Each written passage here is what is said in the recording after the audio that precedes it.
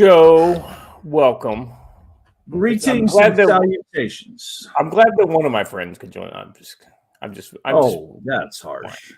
I know. No, Watcher is, of course, going to be busy with the state fair there for the next 2 weeks or something like that. So he's not able to join us, and it's a busy time of year for everybody else. Summer is always tough, but it's always good to have at least Joe. Though I will, I've always said that the sweet spot for this show is like 5 people, right?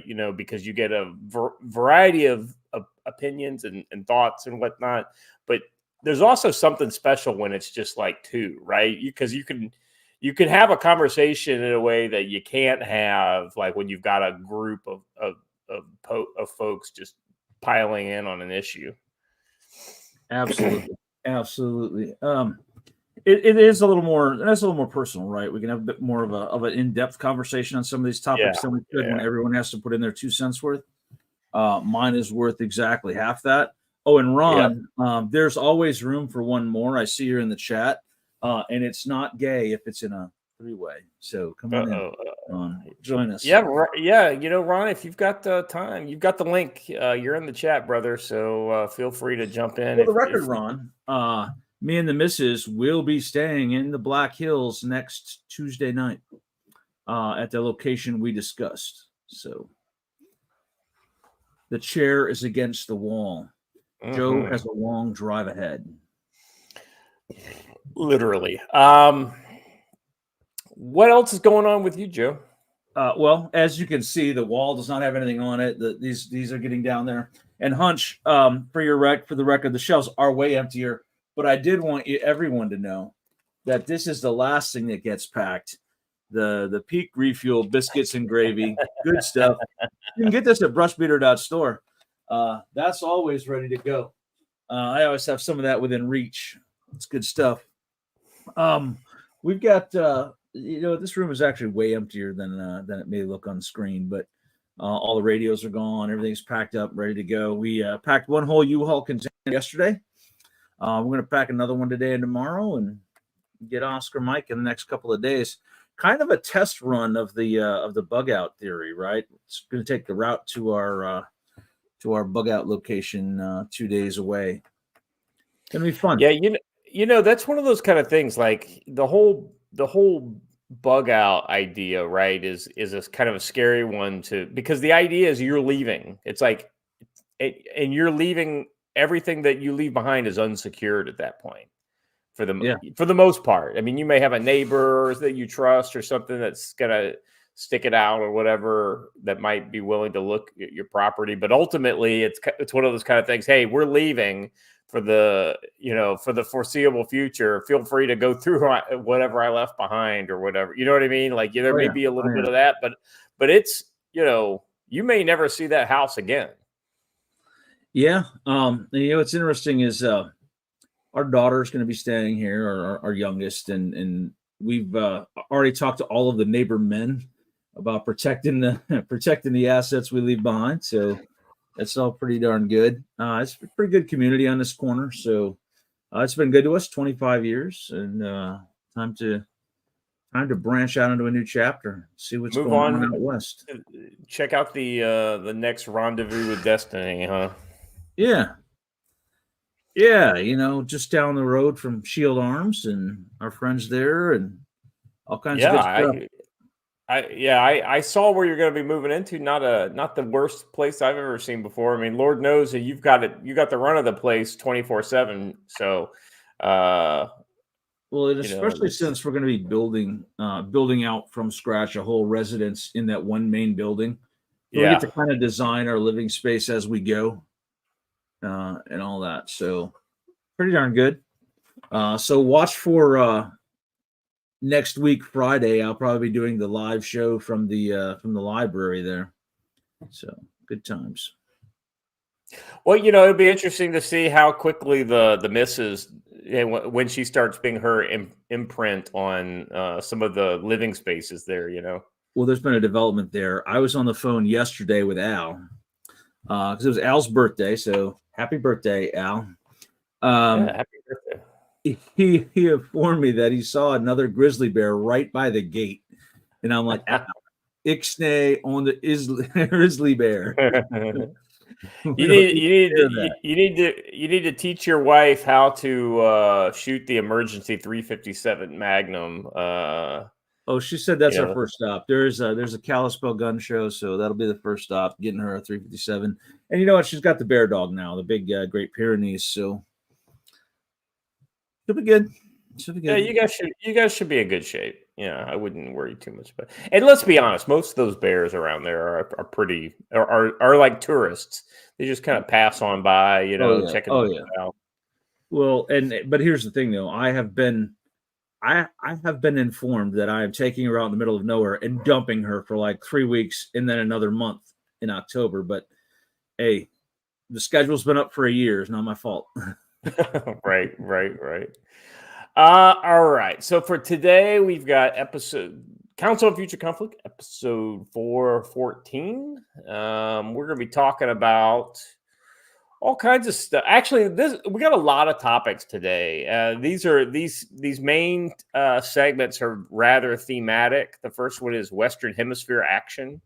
And that we'll be talking about some Venezuelan gang members taking over Colorado apartment complex. We're also talking about the problems of X and Starlink down in Brazil, and also some stuff with Haiti. And then in segment 2, we'll be talking about the next war. And that's not like the next war. That's like the next war, ... right? So it could be a variety of places. So the 3 that I've kind of talking about here today, which I thought was interesting, is we're going to be talking a little bit on the reaction that Jake Sullivan got in China, there was an interesting interaction there. And then we're going to be talking about the Arctic, which is heating up, pun intended. And so what does that mean? Because China has declared themselves a near Arctic nation, despite the fact that they are not very near to the Arctic. That's right. And so what does that mean for trade and all kinds of other stuff, and potential conflict, right?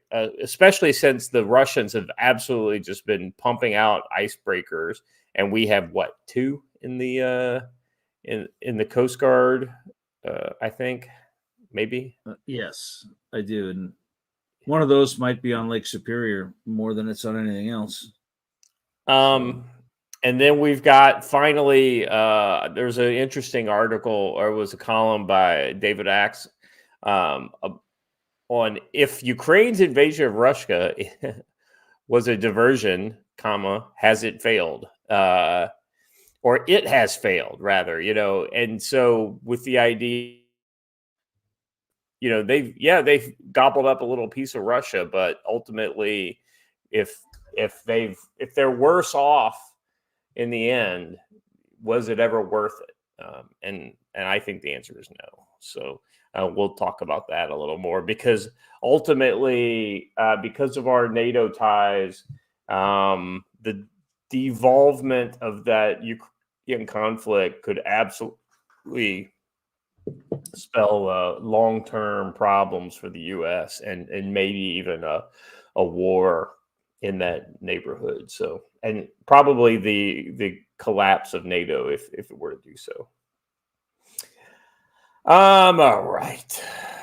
So let's jump into the odds and ends, Joe.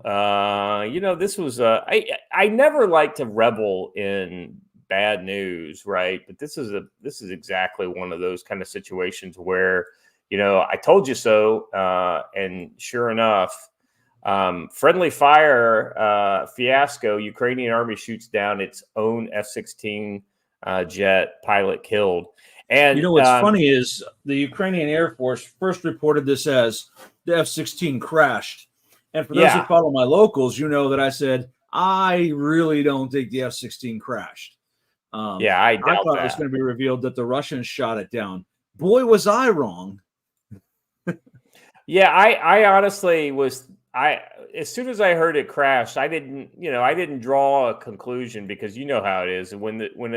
I've been around enough of these kind of incidents to where it's always best to wait for the official kind of story to come out. But like you said, man, I was not expecting the story that did come out to come out. That's for sure. Let me read a little bit of this. It appears that the U.S.-made F-16 jet, which was handed over to Ukraine earlier this year, was downed by a Ukrainian Patriot air defense system. So American hardware downing American hardware. If you ever were wondering if a Patriot could shoot an F-16 down, now you know. It's like Watcher said last night in our group chat. This is the classic example of the meme, my money, and also somehow my money. My money, right? Exactly. Versus my money. Yeah, exactly right. Was down by Ukrainian Patriot system. Ukrainian lawmaker cited by TASS. According to my information, the F-16 pilot, codename Moonfish. By the way, he was one of their pilots that they brought out on CNN for an interview. He's the actual ghost of Kiev. No, I'm just kidding. Well, I was going to say that I'm trying not to be like, catty or stupid or, it's too soon, right? For when it was shot down by the Patriot anti-aircraft missile system due to lack of coordination between military units. The lawmaker criticized the Air Force of the Ukrainian Armed Forces for falsely describing the incident as a crash. The culture of lies in the Air Force command of the Armed Forces of Ukraine, as well as in other military headquarters, leads to the fact that the system of managing military decisions does not improve on the basis of truthful, consistent, collected analytics, but deteriorates and even collapses, as is happening in other directions, she wrote. I'm going to tell you what, the next development... Oh, go ahead. I'm sorry. I was going to get this one in real quick. Jim Satala, member for 12 months. Thanks for becoming a member. Good morning, friends. Hopefully you guys will delve into the fiasco occurring in Aurora, Colorado. These Venezuelans are taking over apartment. Yeah, we will definitely be talking about that. That's actually... I got some words on that, so... but I'm going to tell you what the next development in this story is going to be, and it's going to be the arrest of this woman. Daring to speak out against the Ukrainian Air Force. So, in her words, none of the generals were punished over the incident that led to the loss of both the aircraft and its pilot. Earlier, an unidentified U.S. official told the Wall Street Journal that Ukraine had lost a donated F-16 jet in the first such case. According to the official, the jet was not shot down, and the crash was likely due to pilot error. Later, the Ukrainian Air Force confirmed the death of the F-16 pilot. The man was trained to fly F-16, according to CNN. The general staff of the Ukrainian Armed Forces said that the pilot was killed in an aerial fight when his plane crashed on August. So, one of the things that's most discouraging is that they immediately go to blame the pilot, right? Until you've conducted a full investigation, there's no way in hell you could even kind of determine that if that was the case. Now, there are some kind of outside kind of things where you could say, well, yeah, maybe that is maybe that's a pilot error, but in reality, it's not very likely. Well, the F-16 doesn't look anything like an Su-25 or Su-25 or Su-27 or anything else that's out there. So just a little bit about this pilot. This is the guy that they're blaming, by the way, like that they blamed in their initial statements. Mez, call sign Moonfish, was one of Kiev's first pilots to be trained in the F-16. He was one of the better-known Ukrainian pilots, appearing frequently in the media and visiting Washington to lobby the U.S. to send Ukraine the fighter jets. Mez met personally with lawmakers on Capitol Hill in 2022. Mez also appeared. He met with Representative Adam Kinzinger. Mez often appeared with other prominent Ukrainian pilots, call sign Jews, who died in a training accident in 2023. The 2 other pilots were killed in that incident, a mid-air collision. So here's a little more about that pilot here. I feel bad. Here he is on CNN doing an interview. So, the thing that's just so upsetting is that their military is ready to by name him under the bus just immediately. Yeah, that's loyalty works both ways, right?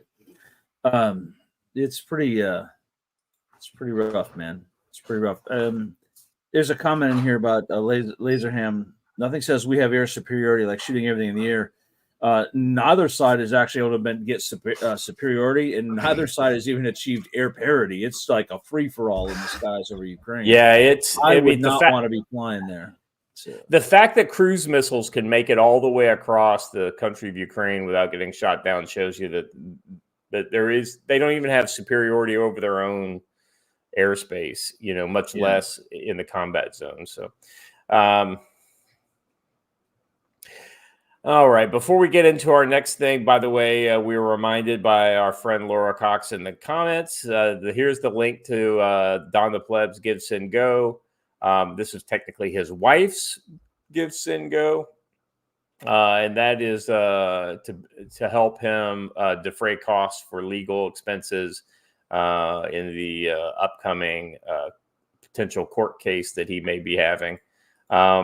We had Don on very shortly after the announcement, so he was gracious enough to talk to you guys about that. More information kind of coming to the fore on that, and this channel is not the best place to discuss that in depth. Maybe we could talk like Sean to do a show on the publicly available documents and be able to kind of outline some things. Somebody who actually knows something about the law. That might not be the best of ideas right now. Let's wait till. Well, it would only be the publicly available stuff, and he would know the right time to do it. You know what I mean? Like, I don't know the right time to do it. Now is probably not the right time. And speaking of Laura, and for anyone else who might be in the north central North Carolina area, I'll be back down there 13th through the 15th. I'll probably be there like the 12th through about the 17th, 18th. Matt and I'll both be there, and let me know when I'm in the area, and maybe we'll all meet up for a drink or something. Matt's door is always open for anyone to pop on in, and if you know what a milkshake is, come on by. Go to the malt shop. Yep. All right. So this is Friday, and as you know, on Friday, Joe, we like to do domestic topics and whatnot. This is a domestic topic for the Domestic Friday show. You had one job. Kamala blows pre-taped interview question with Waltz right next to her. So let me get this right. It was not live. It was pre-taped. Waltz was right there next to you. You had an earpiece in, evidently. That's what I'm hearing from what I saw on X right before the show. And you still screw up the questions. Well, what's interesting is that I think Jesse Kelly first pointed this out, is that it's an 18-minute interview, and CNN decided right afterward, we're not releasing the whole thing. That tells you how bad it really was. Yeah, exactly right. Kamala Harris had one job. Don't blow your first sit-down interview with the press. No word salad. No one burdened by what has been mantra. Don't cackle to cover up for a lack of brain cells. She couldn't even do that. Sitting down with the running mate Tim Waltz in a pre-taped CNN interview set to air at 9 p.m. Thursday. A preview clip reveals that she is an absolute moron. Dana Bash, whose CIA ex-husband signed the Hunter Biden disinfo letter, tossed Harris what should have been a well-rehearsed softball, asking how voters should look at some of the changes you've made. Is it because you have more experience now and you've learned more about the information? Is it because you're running for president in a Democratic primary, or you were running for a president in a Democratic If I could learn to speak. The point is, this reporter tried to softball it and give her the answer, and she blew it. Yeah, she says, and should they feel comfortable and confident that what you're saying now is going to be your policy moving forward? In other words, why shouldn't they believe you're full of shit? I'm reading. This is literally the article here. Are full of shit over your dramatic shift in positions toward moderate policies.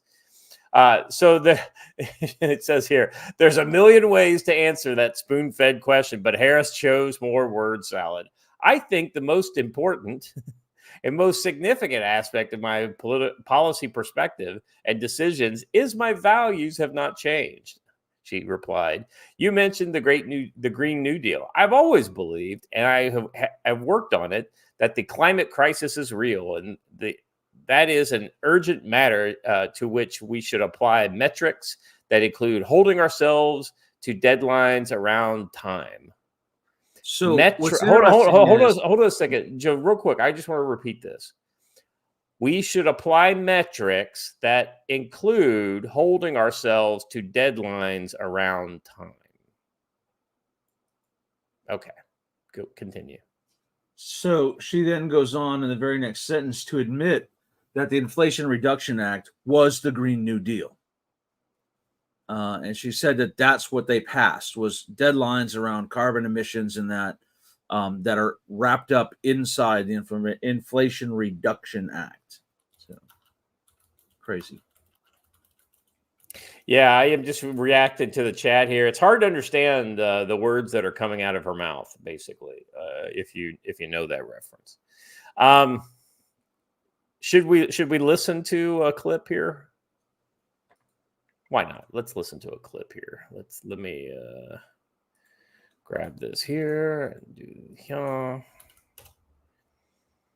All right, let's listen to this clip here.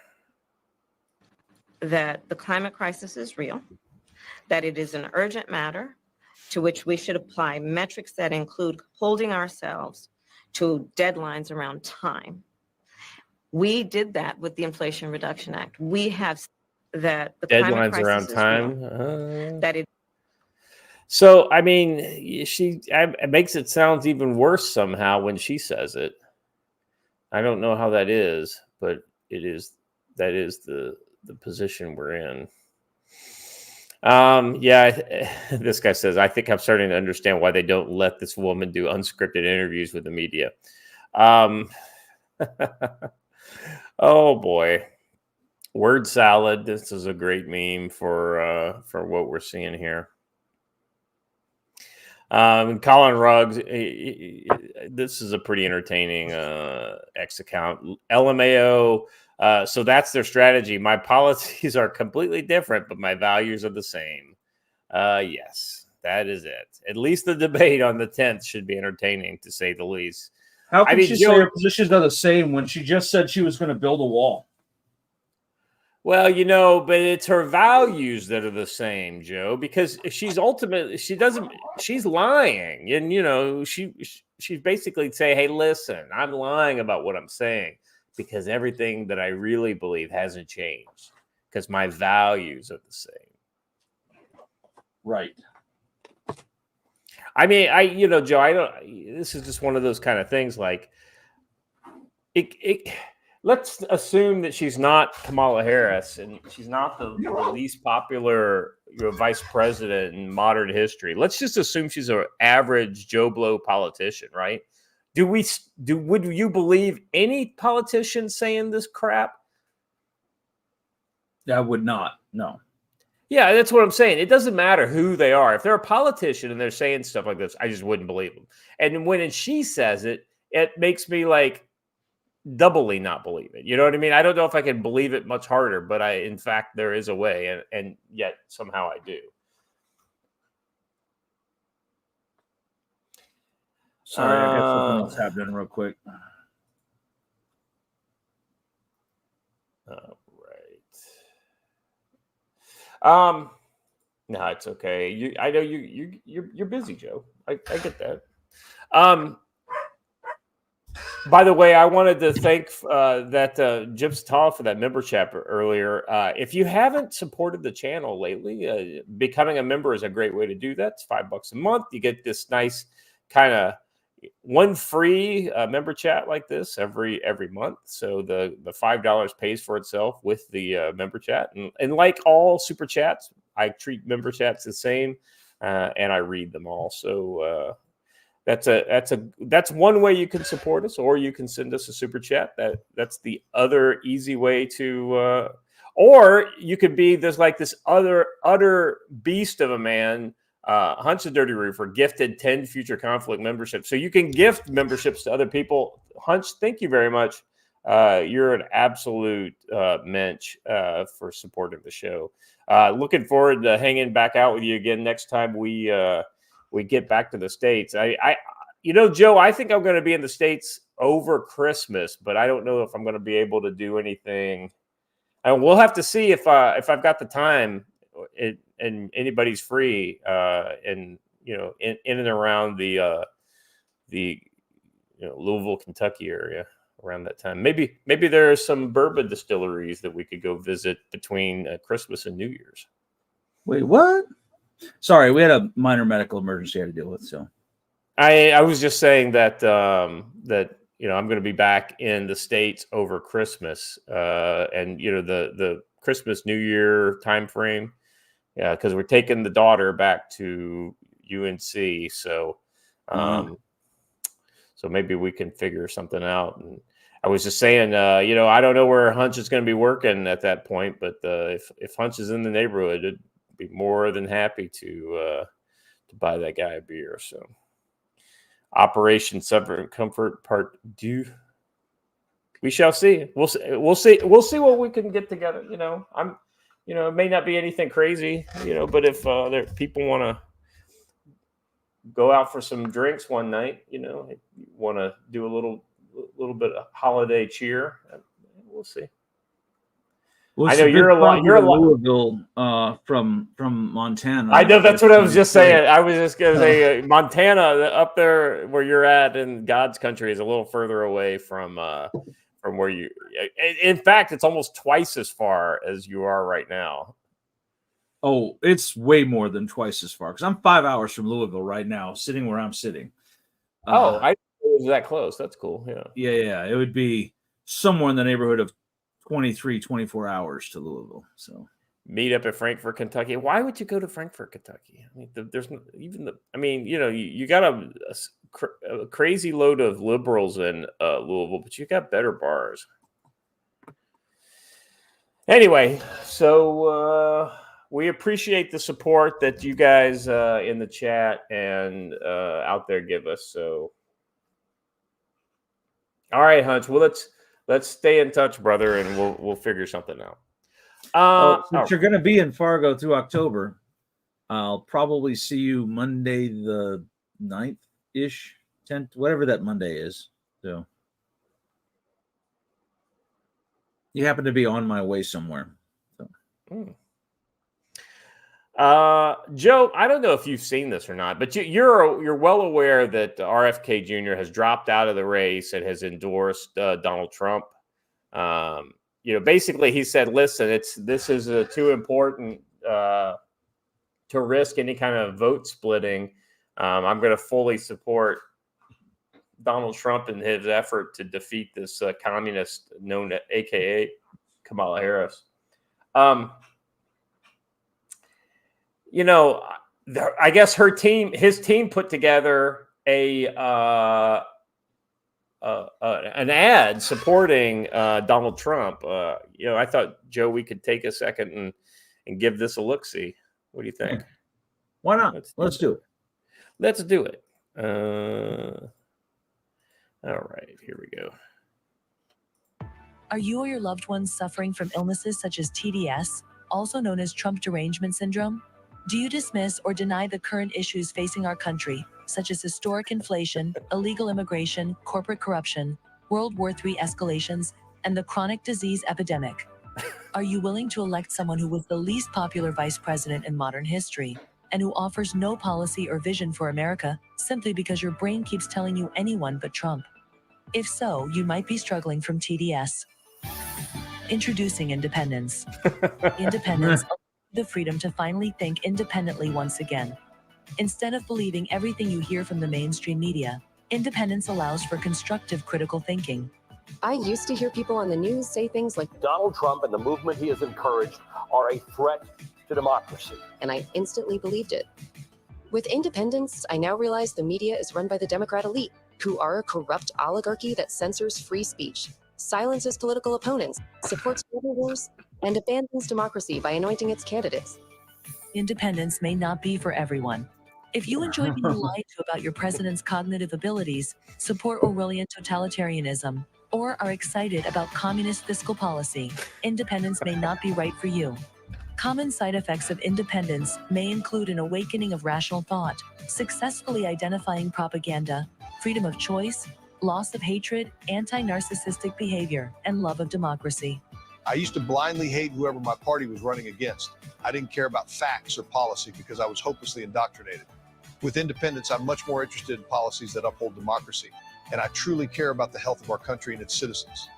Ask your doctor if independence is right for you, and enjoy your freedoms once again. All right, that's pretty good. Are you or your loved ones That's suffering? pretty good. It's almost as good as the video of RFK, Elon Musk, and Trump dancing. Oh yeah. That's pretty solid. But you know, But- I mean, it's. Well, go ahead, Joe. They keep talking about our democracy, and before some lulbert jumps into the chat, we're not a democracy. Everyone knows that. But we do use democratic principles in order to choose our representative republic that we have. Yeah. And they keep saying they're defending democracy, but they completely chose to ignore democracy in the Democratic primary and not actually have the person who was voted run. She's never been put up to a vote. She never actually got out and stated a policy. Everything they're doing is actually not democratic. It's autocratic. But giving you the impression of democracy, and people fall for it left and right. It's just crazy to me. I don't get it. Yeah, I mean, this is one of the things that's the most troubling to me, Joe, is just the length at which people are going to delude themselves in order to. Part of it is delusional thinking, but the other part of it is spite, right? This kind of like pit of coal that lives deep down inside people. That it's like, listen, I'm a good Republican, but I'm gonna vote against Donald Trump because I think he's authoritarian. Or if you notice, that one tweet has been made by about 4,000 accounts today. Well, right. I actually have. It's funny you should mention that. So I'm gonna share a tweet that I threw out there earlier today. Let me stop sharing this one and share this one. You're aware of how bot farms work, right, Joe? How what? Yes. Yeah. Yeah. So essentially, this is me saying we don't deserve our Democrats, the Republicans that support our Democrats, and this is what they look like.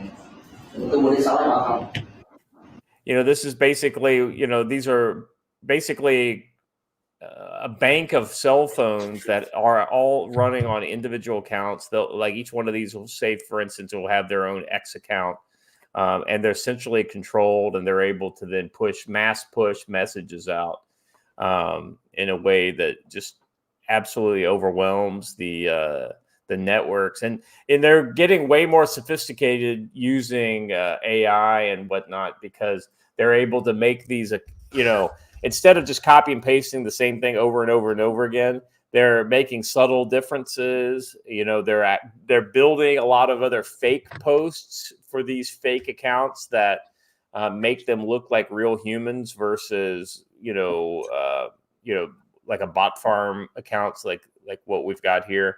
And they're buying like old accounts that are inactive. Yeah, well, it's like here's the quote from the tweet that I reshared. I'm a 55-year-old lifelong Republican. I hunt and fish and own an AR-15 and listen to Hank Williams Jr. I'm voting Democrat for the first time in my life to save our democracy. Well, that same tweet believe put out by that? like a bunch of accounts. So Well, but see, the odd thing is no actual human being in the world has ever said that. right. You know what's funny is that that's what they think the stereotypical Republican voter does, right? I hunt, fish, drive my truck, all that nonsense. And I get it, stereotypes are stereotypes for a reason, but that's the level of respect they have for you. They think you're some sort of backwards redneck. Oh yeah, 100%. So, I mean, this is definitely something that, it's important to be aware of. And, kind of going back to the idea of independence, like we're very critical of Tulsi Gabbard here on the channel because it's very much the kind of don't get distracted by them socialist titties. But she is actually a good example. Well, no. I'm just saying when Democrats like her and RFK Jr., and there's a pretty good long list of them, are coming out in support of Donald Trump, it shows you that there is a fundamental disconnect between classical liberal voters and what the Democratic Party is doing now. And it's, they may not agree with hardly any of what Donald Trump policies are. Maybe a 20% overlap on the Venn diagram with Trump on policy. But the one thing that they recognize, and I think this is what it gives me the one thing to just kind of not completely nuke them from orbit, right, is the fact that they are actually thinking for themselves and they see the threat of authoritarianism over this kind of narcissistic, jingoism. Maybe it would be the most, kind of loaded term you could use against Trump, right? But even then, I don't agree with any of that. But that would be their viewpoint. So, I mean, at least there are some out there that are showing some level of sanity. Speaking of sanity, gracing the stage with us today. Don't put that evil on me. Don't be calling this no sanity. You can set expectations all kinds of wrong here, man. Well, everything I say is heavily loaded and generally means the opposite of what. We were just talking about that Independence commercial. Have you seen this one? The RFK Jr. Team has released, basically saying, they're basically saying being an independent's like taking a drug, and it's formatted like one of these drug ads. Have you seen this? No. Anyway, so basically it's the effect of having RFK Jr. support Trump. You're now seeing his supporters start to kind of dogpile in and support Trump. And it's less that the Venn diagrams between Kennedy and Trump overlap. And it's more about the fact that they all recognize the threat that the Democratic amoeba amorphous blob represents. Well, I mean, not wrong, Kennedy's been given some look. I should say out front, I don't like the guy much. Yeah, same here. But he's been given some decent speeches over the past day or so, or a couple of days, or whatever it's been. And in that, I will accept his help. I don't know about all this, the brilliant ideas of putting him in charge of things, but except the CIA, we can do that because it would be hilarious. Well, let me ask you this: who's worse, Kennedy or Tulsi Gabbard? Oh, God, Tulsi Gabbard. I think I agree. I prefer. I like him running things over her. That's for sure. Well, the difference there is going to come down to simping, right? Like, if RFK screws something up, people will go talk a bunch of crap to RFK. If Tulsi Gabbard screws something up, it's going to be like, oh my, okay, maybe she screwed that up, but have you seen her boobs? And right, for those of you who think I'm kidding, okay, to be fair, it probably won't be her boobs, but I cannot explain how many criticisms of Tulsi Gabbard I have made that have gotten answered with, yeah, bro, but have you seen her workout pics? Like that ass, man. And seriously, stop it. All right. Yes, stop simping for Tulsi. Drives me nuts. Yeah, I mean, there are plenty of hot girls that have zero political opinions out there that you can look at. You don't need to look at the one who wants to take away your AR-15s. No. Who, by the way, for everyone who is going to come at me with, but like she changed her mind on that, bro, because like she got denied a carry permit. I don't believe you. Okay, some things are just too convenient, and that is one of them. Just no, no, thank you. Yeah, 100%. She's of that ilk where they say, I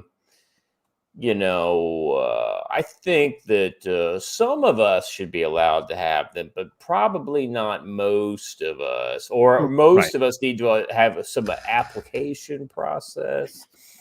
It's just too dangerous to allow regular people to have these. Exactly. And by the way, I'm both at the same time one of those people that she's probably going to say should have a gun and shouldn't have a gun.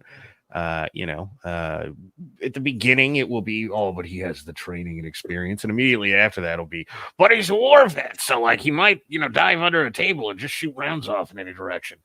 Right. I mean, these people are just freaking terrible at this, and I understand she's going to wear some tight-fitting clothing. There's going to be some spandex, probably another surfboard. All right, she's going to say aloha. She's going to look into the camera on the range because it looks great for votes. Right? She's going to be in there in those. What are you talking about? Jeans. I'm calling for a Black Rifle Coffee video appearance. With Matt Bess and Evan Hefner. That's what we need in politics. We need the Tulsi Gabbard bikini snap. And then all problems are solved. That's it. It's over. Right. A couple of pull-ups off the helicopter and a bikini snap. That's it. We win. All right. I won't bog us down anymore with that topic. Joe, let's take a. By the way, Don, how you doing? Good, actually. I should probably once again pause and say the audience around here is amazing, and I love you guys. I will actually get back to making content at some point. It's going to happen on whatever the first day is where I wake up and am not immediately doing things related to current circumstances. Yeah. Adequately vague. I appreciate that. I'm hoping at some point when all the documents, the initial documents are public and whatnot, and you have an idea of what direction things are going to go, we could get one of our friendly YouTube lawyers to kind of go through it with the audience, so that the audience can just see the absolute tyranny of what not just you, but like other January 6th. Folks are. I mean, because let's be, as bad as your situation is, Don. I mean, there's the one guy just got sentenced to 4 years, for trespassing. And that's literally all he did. Yeah, he wasn't even involved in any of the altercations that, from what I understand. So, I don't know how much I should say, but I do know that my charging documents are public. You can go find them. If you Google this little name right over here, you will find them. I am certain. And I can't comment on what any of that means specifically in relation to facts of the case. But if you read those documents carefully, I promise you will facepalm very hard. So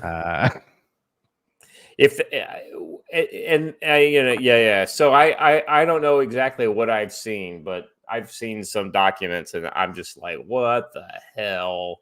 You got to be absolutely kidding me. Right. And that is the most common reaction to people who have found them, because that is, well, I mean, to be fair, that was my reaction. Well, yeah, absolutely, right? I mean, as well it should be. So anyway, I don't want to get you in trouble by having you talk about something you shouldn't be talking about. So let's just jump right back into the content, shall we? Now, Joe, we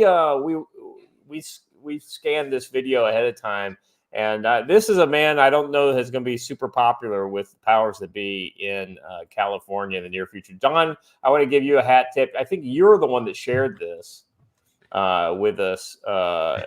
Indeed. Like right before the show started. So I wanted to share this with the audience. It's a little long, 2 minutes and 30 seconds, but it's worth a listen. Hello, California. It's Riverside County Sheriff. Well, and his mustache is pretty freaking fantastic. That's an epic sheriff mustache if I ever saw one. Yes. Sheriff Chad Bianco. You know, for the past 30 years, I've been doing everything I could to keep our community safe by arresting criminals and putting them in jail and putting them. By the way, I just want to mention he's in Riverside County, or Scummy Side, as many know it as. That is not the kind of the glitz and glamour of LA. That is literally all the people who can't afford to live in LA. And everything that goes along with it. Real quick, guys. No, sorry to pause us, but Lost Court 23 for $10 has said, "Gooding CFC, actually catching you guys live for once. About the time of Don's craziest, we learned the details of the baby's illness. Lots of welcome to the simulation. His genetic disease is CFC." What can I say? That probably shouldn't be funny. Knowing what that problem is. On the other hand, I cannot help but laugh that we are discussing with CFC that CFC is the problem. Yes. I'm just to do a little quick catch up here. Here's another one. Hunt's Dirty Roofer for $5. Louisville is also home to the famous Bobby. I don't think he meant Booby McCullough. I think he meant Bobby McCullough. Godfather of modern bourbon production. It could be either. Yeah. Having met one Mr. Booby McCullough, I could believe it. And Hunt's Dirty Roofer for $2 over on Rumble says, so Tulsi is just Tim Kennedy with tits when it comes to guns. Hey, Bobby really is the godfather of modern bourbon production, for the record. So yes, he is. If you drank bourbon, Bobby McCullough probably worked on the machinery that produced it. You know, as much as I don't like to give my father any gratuitous pats on the back, that's probably not far from the truth. I mean, you know, like his years of work as a mechanical engineer in designing chemical plants finally went into good use when he started helping his engineering firm design bourbon distilleries. So, you know, you're just mad because everyone who meets your dad likes your dad better than they like you. That's right. But then again, I'm a miserable, fuck at a very specific point in his career. So, well, you know what the problem is that you're currently an officer. We don't talk about that though. just like we don't talk about some of your stuff, and we don't talk about some of my stuff. I don't know, man. The internet talks about all of my stuff. I know. I'm just curious. Do you have your own Kiwi Farms page now? Is that the? You know what? I probably do. And I probably have for years. You did make your life pretty much public record. So, indeed. Well, I mean, with chat like this, who needs enemies? I've never met Scott's dad, and I already like him better. It's good to know the chat's got your back. I know, right? That's how you know you have paying attention, right? Well, that's how you know you've got a proper YouTube chat. Now, this is a Rumble comment, but still, it's one and the same. Hey, all right, let's get back to the video here and this guy's epic mustache. In prison, keeping them out of our neighborhoods. For the last 5 years, I've been very critical about our governor for slashing our budgets from corrections, for letting prisoners out early, for closing our prisons. I've been critical of our state legislature for passing laws to make it harder to put people in prison. I've been critical for their changing laws that let prisoners out early.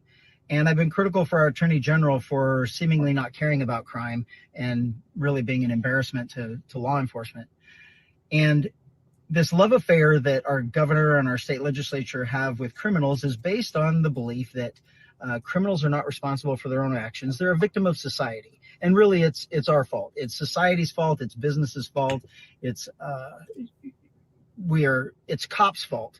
It might be my fault. Law enforcement, apparently, if you listen to our governor, is systemically racist. If you listen to our legislature, our laws are systemically racist. Our judicial system is systemically racist. All of these people that are being put in jail are because of law enforcement bias and DA bias and all of these things. And so they let them out. They give them food. They give them housing. They give them money. They give them drugs and alcohol now. And I got to be honest, I'm getting tired. I'm getting tired. And I'm wondering if I'm having a change of heart and deciding that, you know what, maybe I've been wrong. And I think I'm going to change teams. I know it's going to make some of you angry. I know that you're going to be mad at me, but I'm going to change teams. I think they're onto something, but I don't think they're doing enough. I think that we need to go big. You know me, go big or go home. You're the biggest, you do the best, you're the best at everything, and you might as well do something right if you're going to do it. And I'm all in. And I hope that you're all with me. I hope that you all have this change of heart.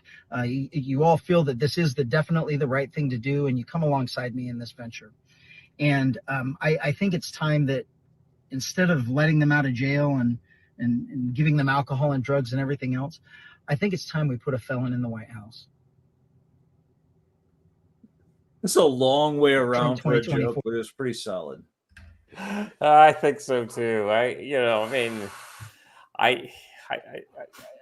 Does he go on? He goes on for. Yeah. He just basically says it plainly that he's supporting Donald Trump at this point. Yeah. I mean, he's not wrong.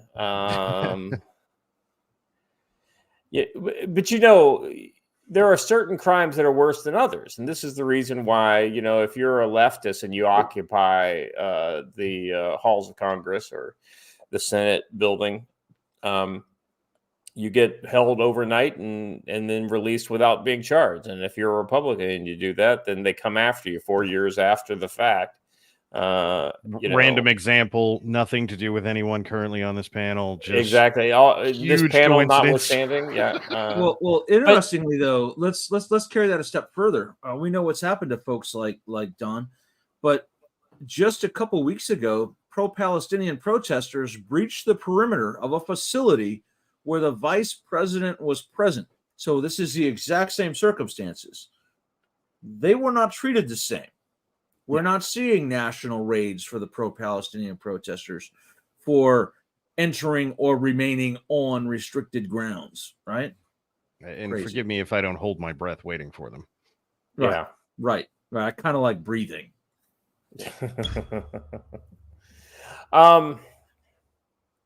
Guys, I tell you what, man, this election is really weird, right? And it's showing, if you thought that their kind of steal really weird, effort was rigged. Well, it's like, I know I'm sitting in Michigan where it's actually a crime to say that. So I take that back. I did not. Well, there was a whole like an election that built up to the November 2020, right? And you could see that Trump had a very slight edge, but there was still a very strong and mobilized effort, that had been working for the last year essentially to mobilize against Trump, right? I mean, that was like the thing. It was this train, that was off to fight Trump, right? But that you don't have that here, right? You literally have a flip of the switch. Literally something that happened overnight. And we now live in this world where the Korean news thinks that Harris is, 5 points ahead of Donald Trump. And they just, what's interesting is how foreign media absolutely takes the mainstream media stories and just runs with them like they are absolute fact. Because what they're doing is they're taking biased polling, and they're taking, this AstroTurf support that she has, which is really all the support that I can see that she has. And they're just assuming it's real. It's been really interesting watching, my wife consumes, most of her news that she consumes is Korean. It's either YouTube videos in Korean language, or it's Korean language news, right? Through the web platforms. And because of that, she gets everything filtered through that.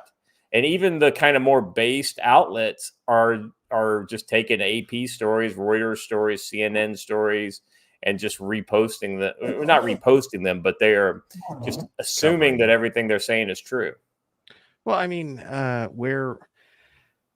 welcome to the problem that is even Americans covering American politics, right? That's true. If you want to cover what the polls actually look like, it is a multi-hour discussion, right? So, okay, the RCP rolling average is this many polls that were all held for X period of time. So it's all, immediately as Kamala announced is when the polling was actually done, or it was a hypothetical poll from before Joe Biden dropped out of like, hey, do you hate Trump enough that you would vote for Harris if something were to happen to Joe Biden?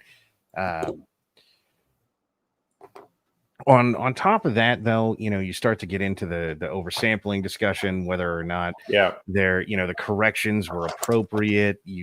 You get into who ran the polls. I mean, like, it is pretty entailed to actually just discuss the RCP rolling average of what polls say.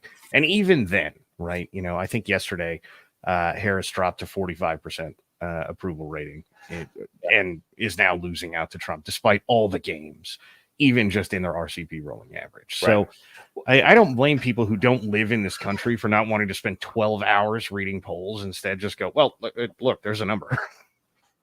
Well, that's the irony is that this, this kind of clickbaity AstroTurf is only really given her about 2 weeks of a lead, right? 2, maybe 3 weeks of lead. And a lot of that was surrounding the DNC, right?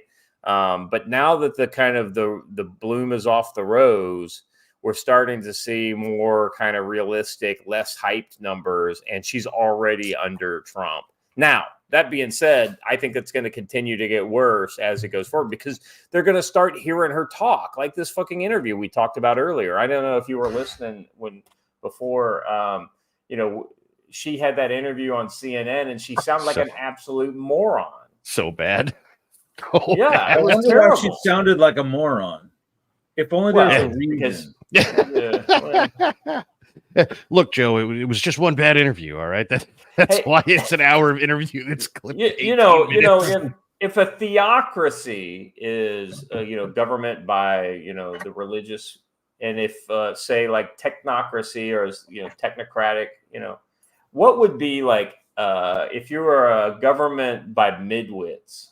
That's what I want to know. Like, I do believe there's a movie with this title. It's Idiocracy. So Idiocracy. Exactly. I think we're heading there immediately with this one. Well, I just didn't realize that what's his name was going to be a black female instead of a black male with a if she can get up with a Saul though, maybe that'd give her about 5%. You know what? She might get my vote if she held the State of the Union with a saw in her hand and just I don't know. I don't think she's got enough mass to hold 2 saws, but one would do me. Right. Well, on the other hand, though, exactly. I could see her giving the speech though, minus the saw, specifically. Oh yeah. Shit. Do you remember? I don't know. A few years ago, there was an Italian former porn star who ran for the Italian Senate. That's right. And she made certain campaign promises that if you voted for her, you would receive certain services in exchange. This is probably her best hope. Well, but you're not wrong. Here's the thing: the public opinion is going to follow the natural trend, and by the time the vote comes, by the time we get in the first week of November, nobody's going to like her. I mean, there's just there's going to be no likability at all. But she's still going to win. Now. Well, no, but she's still going to win, and that's what's ultimately it's that disconnect which would be the trigger. I think, for massive uprisings. It was just of regular people who are just like, tired of the shit. Maybe. I don't know. Maybe not. Yeah, I know. I mean, I'm sorry. Go ahead. The powers that be are clearly not supporting her in the way that we have watched them previously support people. The news is indeed, I mean, no matter how bad the mainstream media is, and they are horrifically terrible, they are still running pieces that are like, Kamala Harris takes Donald Trump's border wall idea, that idiot Dana, because that is how the vice president of the United States pronounces her name, is Dana. Dana. Yeah. Go listen to that clip, man. Thanks, Dana. Like, all right. Well, I will never hear another word about mispronouncing your name. No. But no, even that psychopathic propagandist was out there like, well, what should we think about all of your flip-flopping? I mean, she phrased it a little bit nicer than that, but that's basically what it came down to. And that's not it's not a particularly great question. Though, then again, it's not like you can help this woman. A few days ago was some video of a journalist asking her, isn't Trump's border wall racist? And she just cackled and was like, but we love things. They're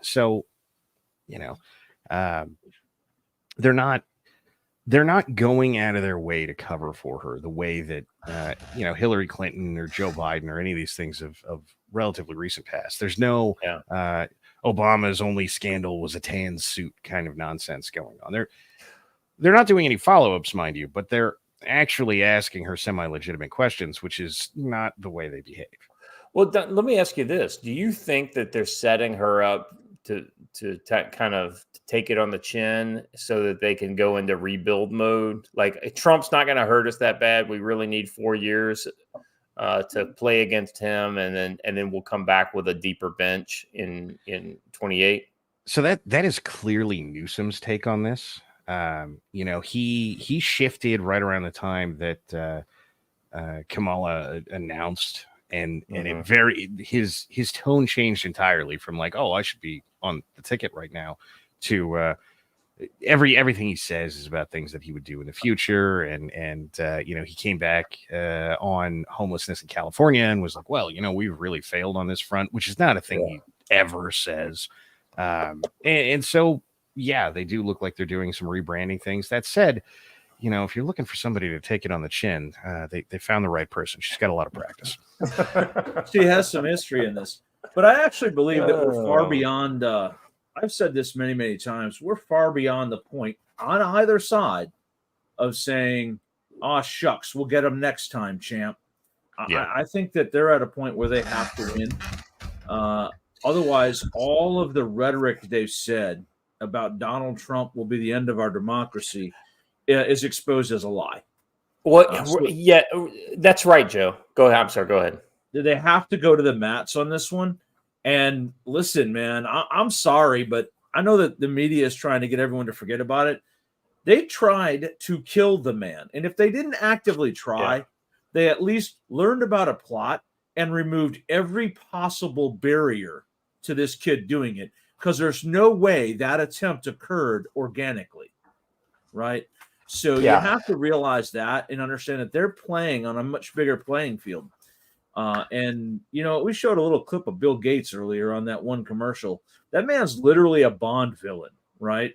There is that man is involved in deaths and killings all around the world. And we've got some sort of an encephalitis breakout that may very well be related to his genetically engineered mosquitoes. So think about that, right? I know it's easy to say, well, maybe they're rebranding for the next election, but I don't think that that's really in the cards for them to say, "Oh shucks," and let it go.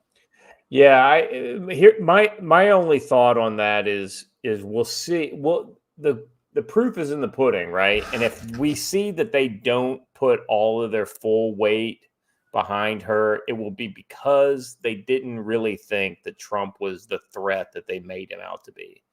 Now that I could believe that, because I think that many in the Democratic establishment are just, like nobody else. We're the big bad wolf. Nobody else. I mean, Trump is just a We're the nuisance. good guys, trademark. Well, right, but I'm saying what they really think on the inside, right? Is like, nobody can fuck with us. Essentially, is what they think. There is some of that. I think part of the problem in coming down to a single answer of this, in a little to return to the prior answer, is that like Newsom is out to rebrand, mostly because that guy wants to be president in 28.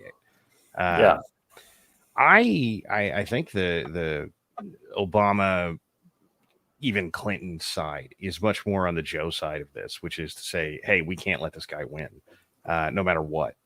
And the benefit of the disagreement there is that we at least occasionally get to see somebody make a complete fool out of Harris, which is probably enough. At least it would be if we didn't have the most comprehensive voter fraud group in history. But for the moment, it's mostly down to they are arguing about this, as far as I can tell, in the world of like powers that be kind of way. Right. And so I don't think we should bank on this means that, somebody the other day was saying like, Trump's going to win in a 49 state landslide. And I was like, look, bro, California is going to do what California's been doing since 1984. They're going to vote Democrat, and there is no way around this. There is nothing you can do about it. That system has been there for literally my entire life. Stop it. Yeah, I gave up that fantasy about 48 hours after the assassination attempt. So hey guys, let's go ahead and move on to our next segment here. Joe, real quick, you got any tactical-wisdom.com to talk about? No. We are so wrapped Fair up enough. in this move and traversing the country that I have not had a chance to get anything done over there. But I will say this, we have a fieldcraft class at NC Scouts Place, the 13th through the 15th. You find that at tactical-wisdom.com/training courses. The weekend after that, 9/20 to 22, I have a community security operations class down in Strang, Oklahoma. And then I think the very next day, NC Scout starts an RTO course in Missouri that I will pop into for a day on my way back home. So there's a lot of classes, a lot of training. Matt and I both really committed to getting folks trained this fall because guess what? The election will be here before you know it. And there's rumors. You will hear of wars and rumors of wars. There are rumors of some potential attacks afoot for October 7th. So I would get trained as quickly as you can. I will be in Strang. I don't know that I will be doing usual helping Joe teach class things, but I will be there. I will ensure that I am around and available to talk to at various times. Very good. Yes. Very good. Gentlemen, have we all Don, heard don't forget about your fan if you're going there. Don't forget your fan. Oh my God! Do bring a fan. Bring many fans. Bring 10 fans. Well, I lost a testicle to sweating it off the last time that Joe and I were in Strang. Yeah, it was rough. It was like 103 outside. So in the log cabin that me and Don were staying in, it was about 125 at night. So it was rough, man. Cool Bunny Slim, a member for 28 months, says, last chance for the monthly member chat. Thanks for another informative month. No, thank you for another month of your membership. And 28 months is 2 years of commitment, brother. Actually 2+ years of commitment. That's awesome. Yeah. So if you're a member, go ahead and use up that member chat. I don't know if it renews like every time you like on your anniversary or if it's in the calendar, but I'm just assume it's calendar. Let's see who else wants to use their member chat today. All right, gentlemen, we're going to move on to some Western Hemisphere action. Have we all heard about that Venezuelan gang members are a problem, especially in Colorado? What? Look, far this is left just a law- border state problem. What are you That's talking right. That's about? right. Relax. Well, I mean, it's shocking when you actually call something a sanctuary city that criminals come there and seek what sanctuary. Far left lawmakers in sanctuary city Denver welcomed tens of thousands of illegal aliens who invaded the U.S. southern border under the Biden-Harris administration's watch. Now, the Denver suburb of Aurora is in turmoil as the Venezuelan prison gang Tren de Aragua roams the streets armed with rifles and pistols, transforming parts of the once peaceful metro area into a third world state. What do you guys know about this? Mostly what I assume you know based on where those statements came from. Yeah, those guys. Yeah, I've seen the video of them coming in so and we've got attacking the place. Yeah, we've got the video here. I'll mute that. So he's just walking around. What is it? What's he got there? He's got an AR with a ridiculous scope on it. Yeah. Is that an AR? Okay. It just didn't look like he had well, he probably doesn't have an extended magazine because it's Colorado. Didn't they ban? Yeah. Thankfully, he only gets to shoot you 10 times before he has to reload. Well, the RTO comes up with his cell phone applied to his. He's calling for fire, I guess, or something. Let me ask this: where's the Aurora Police Department as this happens? Exactly. Probably. I don't know. Well, we have a city of 390,000, so they've got to have 1,000 to 1,500 cops, right? So the Aurora Police. I'm sorry. Go ahead, Joe. You were still talking. And they didn't come over at all. Anyone ever seen the movie New Jack City? Yeah. Right. Taking over the Carter. That's exactly what happened right here. New Jack City was a training film. Aurora Police released a statement Wednesday afternoon. The City of Aurora Police Department, as we previously stated, established a special task force in collaboration with other local, state, and federal partners to specifically address the concerns of Venezuelan gang TDA. That's Tren de Aragua, I guess. I don't know. Sure. It's not Ukrainian, so I probably have a better chance with it. And other criminal activity affecting migrant communities. We are grateful for the DEA as a valuable federal partner, has acknowledged its ongoing work into TDA across the metro and appreciated additional resources it provides to combat the issue. Yet, with all these resources, if they were somehow able to take over an entire apartment complex. We are aware that components of TDA are operating in Aurora. APD has been increasingly collecting evidence to show gang is connected to crimes in the area. However, like the video that everybody on the internet is looking at, maybe. However, shenanigans, not that. Yeah, I know, right? Well, it's too blurry. We couldn't see their faces. Obviously. So as the DA assembly stated, it would be improper at this time for the city and APD to make any conclusory statements about the not even a word conclusion or I don't know. Anyway, about specific incidents or provide details about law enforcement strategy. So basically, we're getting our ass kicked. Yeah. We're getting our ass kicked. So real quick, Willard Corgi, member for 29 months, says woo woo. I honestly think this is them saying, "Hey, look, man, we intend to do nothing about this." Yeah. Laura Cox, one of your strong supporters there, Don, says, I'll use mine to say hit the like button. Chat. Hail CFC, fuck communists, and love you guys. Well, we love you too. Appreciate you supporting us very consistently. Thank you. I will stand out in particular to say thank you, Laura, who has done quite a bit in relation to me and things related to me. Yeah, 100%. Yeah, she's the one that's always dropping the link in the chat, and she was coming into my DMs right after it got announced. So it was I was finding information out from her, so it was very good. All right. Guys, I think this scared shitless. I'm sorry. In addition to the Columbine incident, the Aurora movie theater shooting occurred there where 77 people were shot. Yeah, that's right.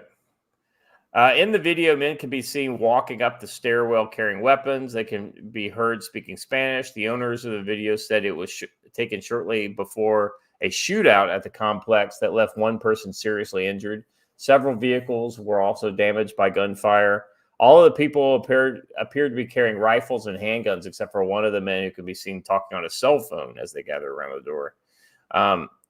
So in this tweet here, this guy says pretty much that these guys control big parts of the city. Let me share this one real quick.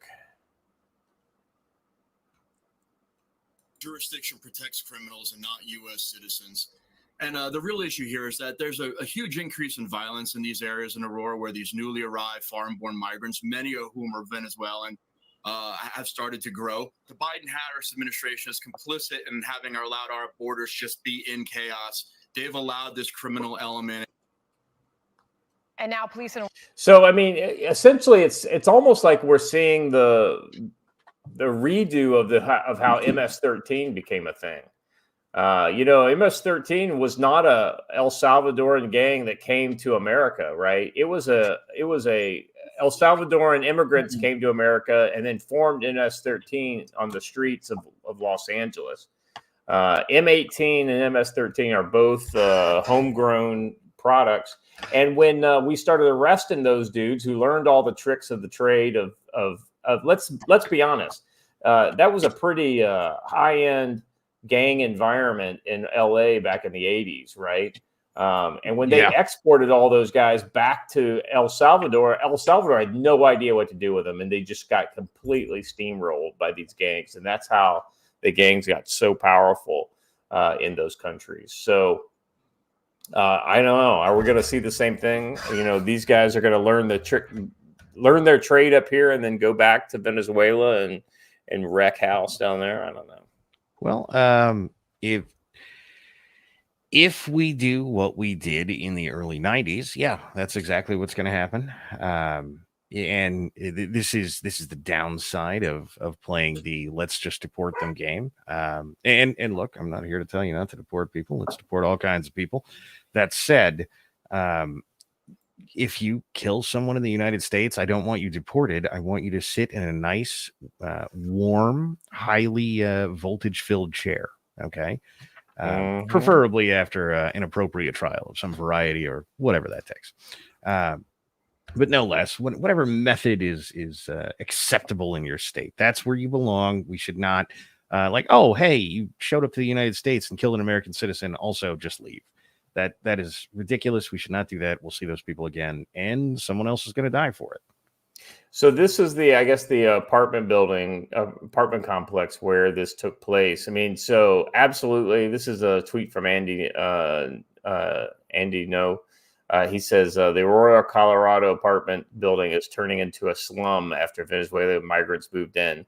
The migrants walk around brandishing guns, and there is a shooting in the complex. So, I mean, this is the environment that we're presenting there. So, I mean, guys, this is just one city out of dozens. You can find similar conditions in probably every state where there's a sanctuary city. Yeah, I think you're 100% right. Venezuelans, here's the thing: these people are coming to this country and they're just, hey, this is how I live at home, and this is how we're going to live here. We're going to be in charge, and American law enforcement is just not pushing back. When at first the mayor said, hey, this is all false, this isn't happening. Then the governor came out and said it's actually racist to share that video and claim that that's what's happening. Eventually, what ended up happening is the mayor has admitted this is going on, and then he blamed it on the federal government. But the whole point is that everyone wanted to pass this thing around. This happened at all levels. The federal government put them there, and the city accepted them, and the governor accepted them. So you can't push that blame off. It is on your elected leaders at all levels. That is a decent summary of the problem, because at any point along that chain, somebody could have just said no, and then we wouldn't be here. Yeah, correct. Well, our expert in this kind of environment, Paige and Canine Reaper, is Well, this is unavailable for one comment. more piece of further proof, as I like to say, that you are already in the collapse. It just doesn't look like what you thought it was. The movies ruined it for you. Yeah, you thought it was going to be a lot more guys with mohawks running around, Well, you thought it was going to be a one-day thing, right? One day everything is working fine, then the next day everything stops working. That's not how it works. So there's a managed decline into lawlessness, and here we are midway through it. Jared Diamond wrote an interesting book on this called Collapse, on why societies collapse. Oh my God. A new Russian MOD recruitment ad just dropped, and it's pretty fun. I'll share it. I'll share it in the private chat, guys. You tell me if you think we should show it here on the show. All right. Anything more on this Aurora kind of Venezuelan gang problem? I mean, this is, like I said, this is not just an Aurora, Colorado problem. It's a bigger problem, but I think we may have culminated on the piece of it today. Don? Well, that's going to be the real important deal here, right? Is how much of this is going to be going on. The question is definitely not if. We're well beyond if. But if this is every major city in 90 days, which is not an unreasonable possibility, then this is a much bigger deal than just the sanctuary cities are going to have this problem, or just the leftist states, or any of those things. Though I will grant you, if you live in a major city in a leftist state, if this is not already where you live, it is coming for you, and very soon. Yeah, it's definitely coming for you. All right. So moving from the wonderful state of Colorado down to our friend Costa's neighborhood of Brazil. Have you guys seen this guy? I can't, Bill Gates may be a Bond villain, but this guy fucking looks like this looks like central casting Bond villain. This is that judge down there in Brazil. X warns of Brazil's shutdown soon for defying judges' illegal orders to censor political opponents. On Thursday night, X's global government affairs account posts a dire warning over the service availability in Brazil after dictatorial Supreme Court Judge Alexandre de Moraes punished them for not complying with his illegal orders to censor his political opponents, according to the Post.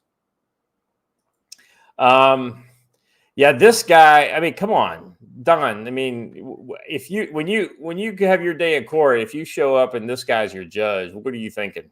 Oh man, I'm just fucking buying rope as soon as I walk out. I'll hang myself in the fucking closet. Jesus. Let me just handle it for you. At least I could go with dignity. Jesus. You just said you were in the closet, by the way. Yeah. No homo. Really, it goes on here. When we attempted to defend ourselves in courts, the judge threatened our Brazilian legal representative with imprisonment. Even after she resigned, he froze all of our bank accounts. Our challenges. So this is what a world under an authoritarian. So Costa's been telling us about this man, and I don't want to get him into too much trouble with the Brazilian government, but they call him the emperor in Brazil. Lula is the face of the government. De Moraes is the actual ruler, right? Yeah. And he rules with an iron fist, and he's literally a dictator. Yes.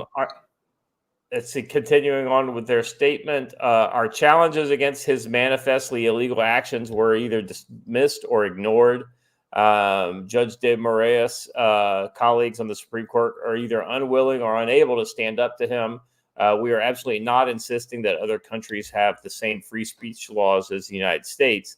The fundamental issue at stake here is that Judge De Moraes demands we break Brazil's own laws. We simply won't do that. In the days that come, we will publish all of his illegal demands and all related court filings in the interest of transparency. Unlike other social media and technology platforms, we will not comply in secret with illegal orders. To our users in Brazil and around the world, X remains committed to protecting your freedom of speech. So if you're in Brazil, get a VPN. Yeah, this is actually a pretty good and principled stand by Musk. Well, Yeah. so the interesting thing is that Musk is not at the helm at the day-to-day of X, right? I mean, this is that Yacarino, right? Is her name? But she was one of the first ones to comply with the secret orders. I believe she's gotten some new marching orders, and that comes from us. What's interesting is in the midst of all of this, the Brazilian Department of Defense pushed back against the judge, saying, "Hey, man, when we needed it, Starlink came through for us with 100 free units for us to use to coordinate during a disaster." And Musk was like, "Yes, we did." So ironically enough, now that you mentioned Starlink, it says, meanwhile, Musk says that SpaceX is going to continue to provide Starlink to Brazil, to schools and hospitals for free. Many remote schools and hospitals depend on SpaceX Starlink. SpaceX will provide internet service to users in Brazil for free until this matter is resolved, as we cannot receive payment but don't want to cut anyone off. So the irony is that not only is X under attack, but Starlink, all of their bank accounts have been frozen, and basically, I guess frozen is the right term. So they can't receive payments or send money or anything like that. So instead of turning off service, Musk's basically doing the humanitarian thing and making Starlink. If you've got a Starlink system in Brazil, you're able to use it for free. Can we roll back a bit, because this is a very positive development, and the internet likes to forget that those things happened. Yeah. So early on, when Elon bought Twitter, one second, I want to say it was the German government told him to censor somebody, and his answer to everybody who complained when he complied was, is it better that Germany has a drop of free speech or just none at all? And this is a 180-degree turn from that point of view. I'm not doing it. There's nothing you can do about it. Deal with it. Oh, by the way, I'm going to provide free internet service anyway, is a very different tact than, we'll let you curtail speech just a little bit at a time until it's old Twitter again, because some government somewhere said it should be. And I am not a giant Elon fanboy. I mean, find me criticizing the Cybertruck basically anywhere, because it's not that great. But this is an incredibly positive development. This is a huge turn, and it should not be forgotten that he made a massive mistake and then fixed himself. I know that once anybody makes a mistake on the internet never forgets. And, back in 1971, I'm sure Musk did something terrible and we still hate him for it. However, for once, somebody finally decided, oh, I played this game once and that sucked. So from now on, we're not playing the game anymore. And that is a great development and great news. And he should be highlighted for having done that. Yeah. I mean, I'm with you. I just remember when people were this is before he bought before he bought X, saying, Elon should do something. You should do something about this or whatever. People were kind of pining for him to be the savior on this stuff. And I kept saying, listen, this guy may do great things, but he is not your savior, right? Yeah. He is not going to, you've got to do that. You got to take that personal initiative at your level to start saving yourselves, right? You got to learn to swim. You got to make sure you got your own flotation device, right? It goes way beyond relying on him to make the perfect flotation device and then hand it out to you so you'll be good to go. Well, that's consistently the thing nobody wants to hear. And before Joe could tell me to say the line, there is no big white knight on a big white horse with a big white sword coming to save you. Yes. You need to get up and do it yourself. Yes. And so this has been my ongoing complaint with Elon is our savior, Trump is our savior, Barron will be our savior in the future. Okay, maybe maybe it is true that any of those guys are on your side, but you better get your ass up and get in the fight, because even if those guys agree with you on everything and are going to try and do the things that you want done, they're going to need some help. And where does that help come from? Comes from you, comes from me, comes from, well, maybe not me right now, but as soon as I'm done with the BS, it'll come from me again. Yeah, I agree. I mean, Elon can do a lot. He can create tools for us to use and things like that. But ultimately, all the free speech platforms in the world don't mean shit if you're not able to get out there and have a little intestinal fortitude and express yourself. Well, the truth of the matter is that the Constitution is a fantastic piece of paper that I believe was divinely inspired. However, at the end of the day, unless someone is willing to force the government to comply with it, it is just words on a sheet of paper. Yes. Mm-hmm. Yeah, that's exactly right. Well, I mean, God helps those who help themselves, right? Somewhere in the Bible it says that, So, let me tell you all about a man named Gideon. Go look it up. Yeah. Judges 6. Carry on. Yeah. See, I mean, I don't know the chapter and verse, but I know it's in there.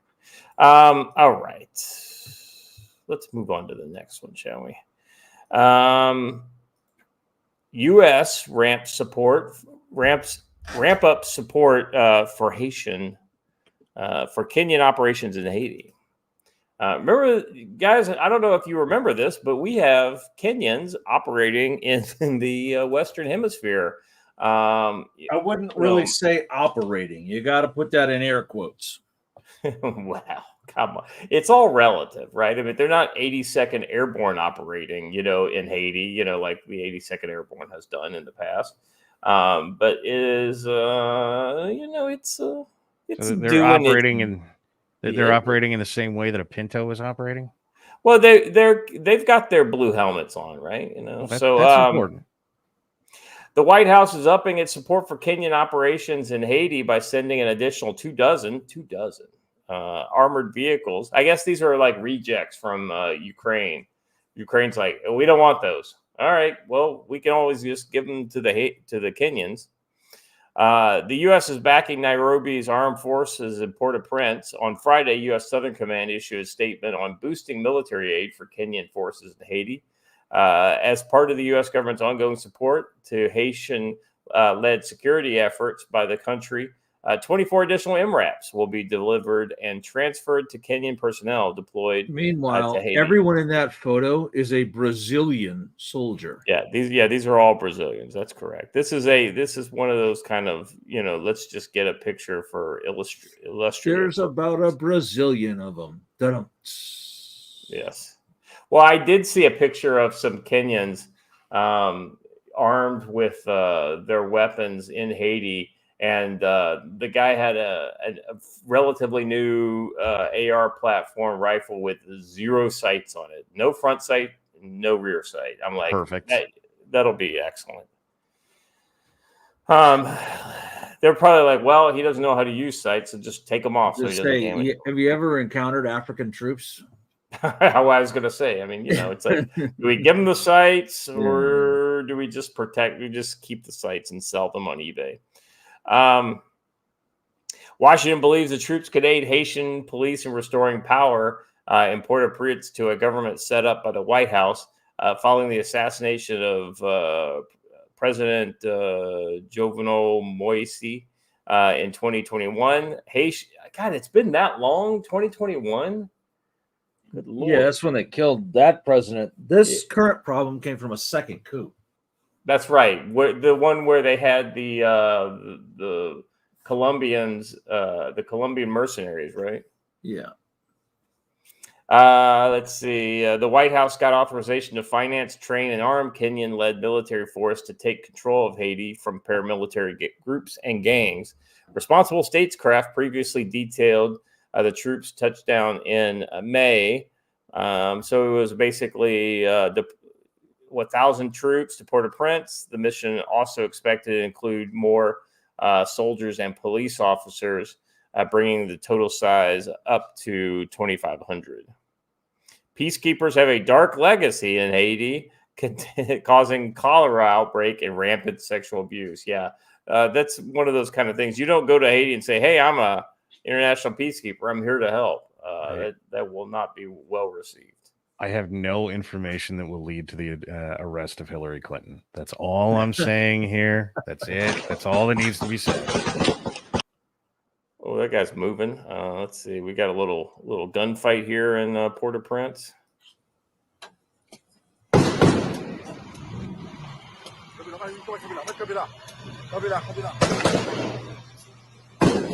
The irony that we're seeing the exact same Dynastar Max Pros in Haiti that we are seeing in Ukraine. I get the feeling like every trouble spot in the world's going to have, with any kind of American support, is going to have these Max Pros show up just as just something we're going to be seeing for the next 20 years in every trouble spot.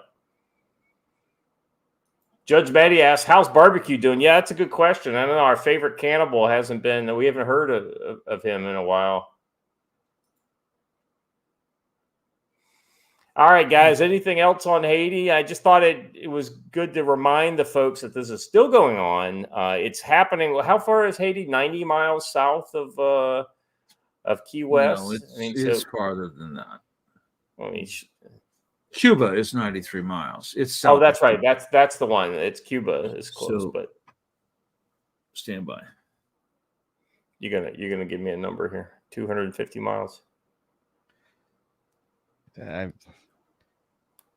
nothing you can do right now. All right, Don, what's your take on this whole Haiti Kenya deal? I mean, look, at some point we're either just going to bomb the island out of existence or stop caring. But in the interim, it's pretty good for that military-industrial complex thing. We're going to go in there and shoot some people, deploy some Marines every now and again, once every 50 years or so. So maybe that's what we do is we make it like a protectorate or something, and at the same time just make it a Marine Corps training base with live rounds, which is how it's existed for most of its existence. Pretty much, yes. So basically nothing will change except we will formalize that it is where the Marine Corps can go at any given time to get a little bit of combat experience against people who honestly are not that good at combat. So it'll be fine. It's how the Marine Corps stayed on this game from the end of World War I through World War II. And Smedley Butler wrote the Small Wars Manual there. So yes. Well, for those of you who think Joe and I are exaggerating, that is exactly correct. Smedley Butler took it over with 300 Marines and then held it for like 15 years. So the funny thing is Haiti. Haiti should be an absolute paradise. It should be a vacation spot. That should be a place where American tourists are buying timeshares and and resorts are just trying to kick out the drunk college kids. Yet instead it has a legacy of hateful rebellion and just disgusting. I mean, all the worst impulses of mankind coming out of and honestly, I hate to say it, but coming out of the French Revolution, but then which influenced some of this stuff. But it's been ever since the 1880s. I think it was the late 1880s was the first bit of the Civil War there in Haiti, and it's the first part that we're aware of documented. Prior to that, they were just killing each other for the hell of it. Well, but yeah. I mean, you can at least. The irony is that there weren't that many French to kill when they decided to kill all the whiteys back in the we could early ask the one person in America who has solid ties to Haiti's history, and that's Kamala Harris. His family is a well-known slaveholding family on the island. Yikes. On that note, gents, I have to go because we're having some sort of a moving emergency with the people from U-Haul, so I've got to jump off. Fun. All right, brother. Well, enjoy that, see. Joe. Yeah, I'll talk to you guys later. Don, I'm sure I'll talk to you on the phone today at some point. Probably so.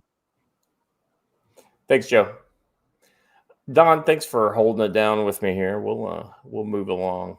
You're welcome. I am strangely available at the moment. That has not been the case for a lot of time. Well, we're going to move on to our next segment here, which is basically like looking at where we think the next war could come out of. And the first nomination on that list, of course, and it could only be China. I think absolutely that the most likely big war in the world would come from China. And in the China news today, we've got so if you remember on Wednesday, we reported that what is Jake Sullivan, the national security advisor, went to China because they're tired of Blinken, essentially. And it says, here's this headline. Check this shit out. This is actually pretty, even for a Chinese, this is kind of boldface. PLA will reunify Taiwan. Chinese general confronted Sullivan just before surprise Xi meeting. Chinese leader Xi Jinping met with U.S. National Security Advisor Jake Sullivan on Thursday at the end of the latter's 3-day trip to Beijing, which was the first such trip for a sitting U.S. National Security Advisor in 8 years. But the most interesting and tense moment came just before that when Sullivan met with one of China's vice chairs of the Central Military Commission. The top general confronted Sullivan on the growing U.S. support for Taiwan's military. Zhang informed Sullivan that reunification of Taiwan with the mainland is the mission and responsibility of the Chinese PLA military, and they won't be deterred.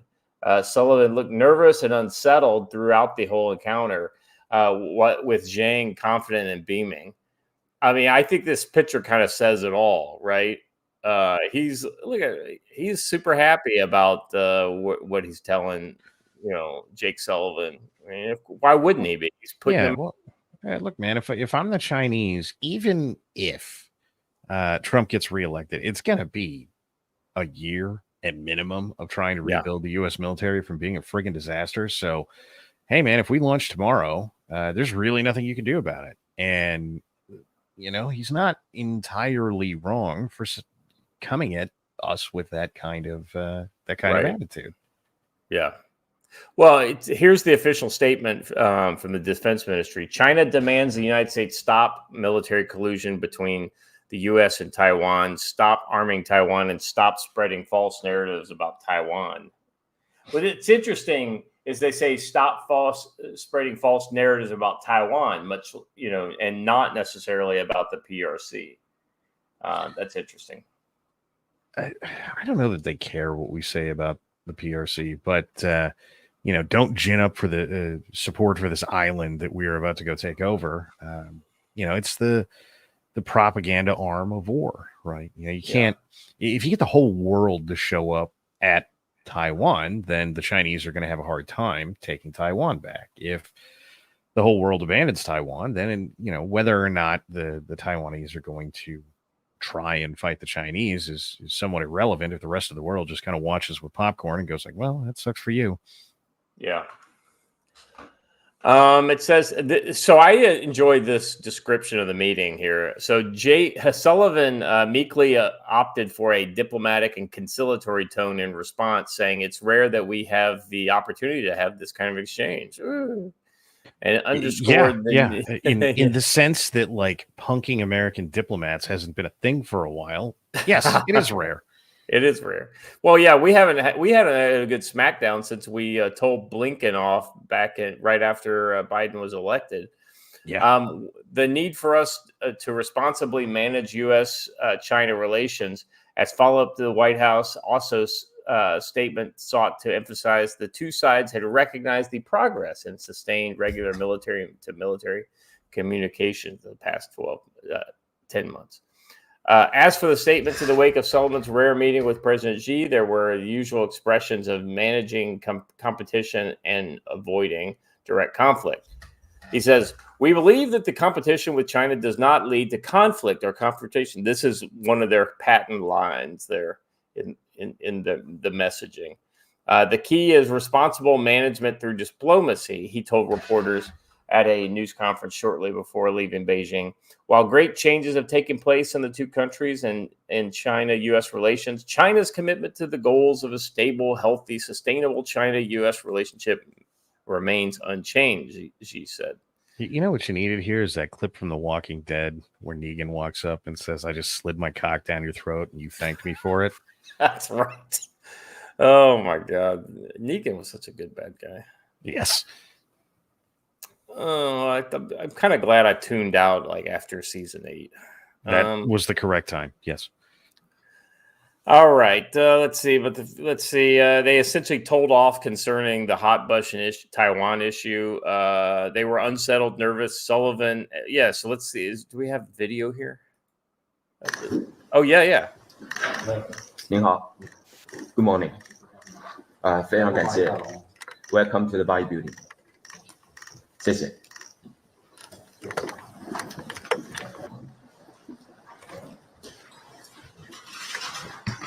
Man, that dude looks like he needs to be stuffed in a wall locker.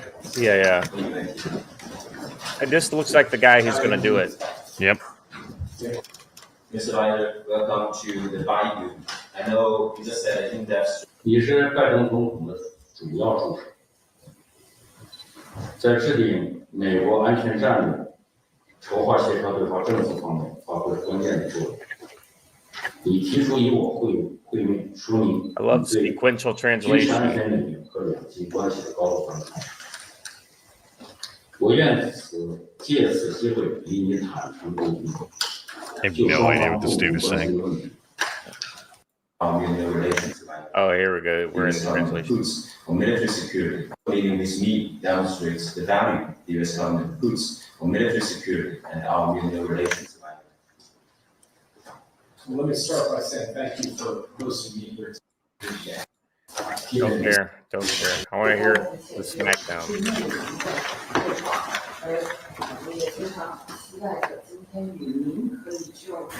I've had the opportunity to have 2 days of one with you today.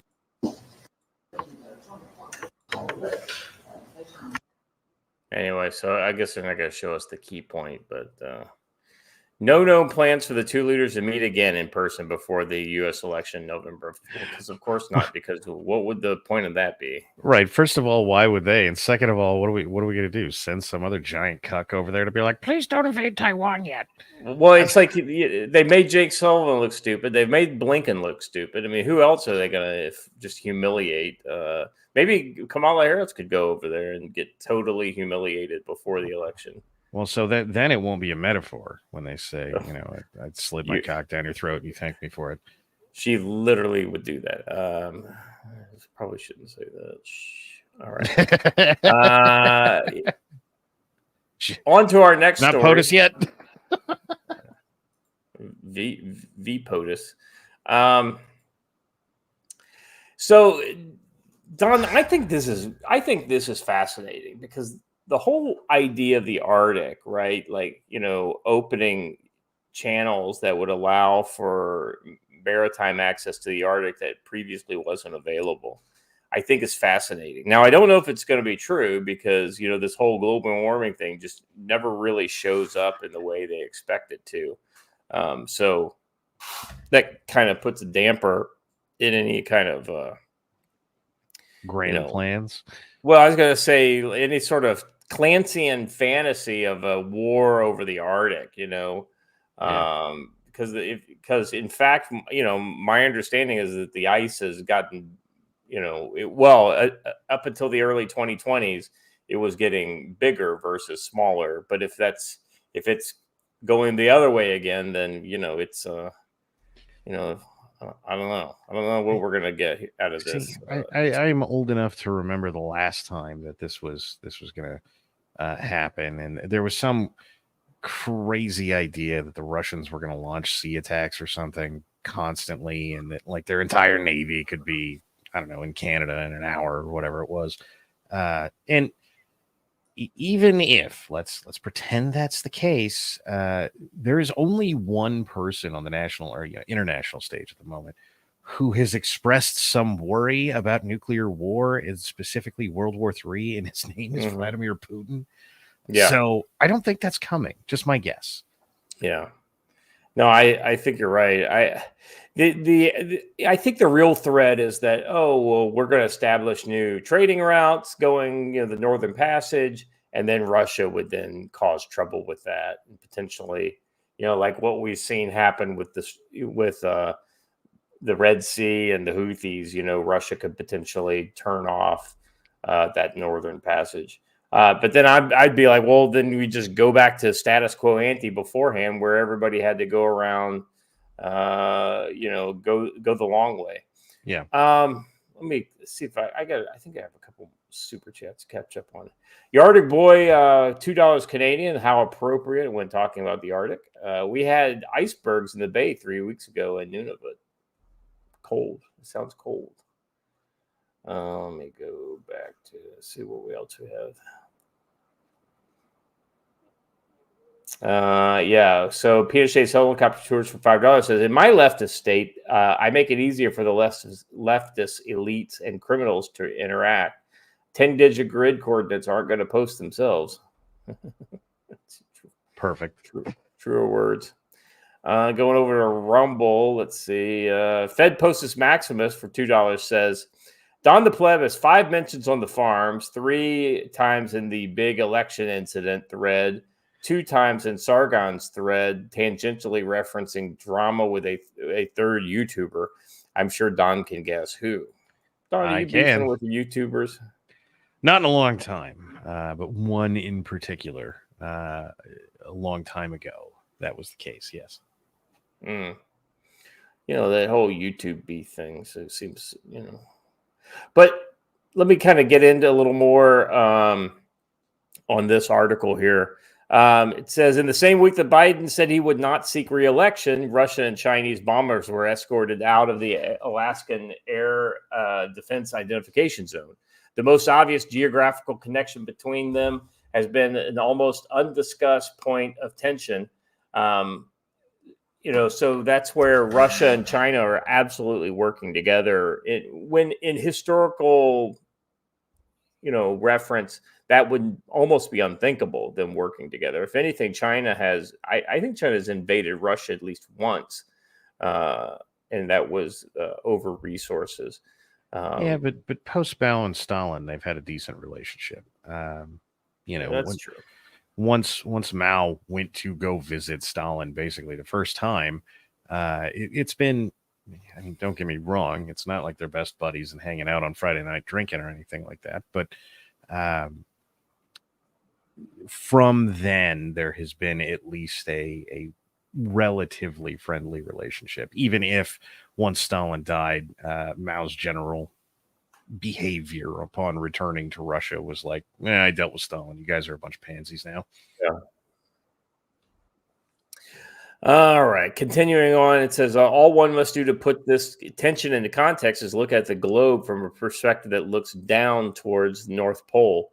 Russia, China, and America are concerningly close, especially considering their outsized influence and uneasy relationships. Of course, Canada is right there, but the good news is Canada doesn't have any kind of a military worth considering. I shouldn't have said that. I shouldn't say things about partners like that. Here, let me mock the Canadian military for you. That's right. So, all right, look, is it, two militaries in close proximity and non-friendly countries? Is that the way that wars start? Yeah, sure it is. But sure, yeah. Look, man, the globe is only so big. And once you have a bunch of large countries, I mean, Russia spans from Europe to the Alaskan border, basically. There's only so far you can ever get away from each other. And this idea that, like, well, if we just, if the Arctic melts, then we'll be so inherently close. Like that's not actually going to be closer than Alaska and Russia are right now. Yeah. What are we inherently worried about that we shouldn't have been worried about in the past, 20 years? Well, I mean, kind of. So what's the so what on like that kind of Arctic access really plays when you start looking at the shipping costs for things like LNG, right? Russia and China are eager to control the Arctic so they can transport goods without fearing American intervention. LNG and other natural resource transportation has been the biggest motivation for Russian Arctic shipping. As Russia lacks developed satellite infrastructure, the cost-cutting potential of northern routes could powerfully benefit Russia and China, as they would no longer have to take the journey through South America. The current lack of ownership makes the Arctic appealing to any country that has even a small claim. The American government hopes that it stays neutral and will act with force. So that is a very different concern, right? So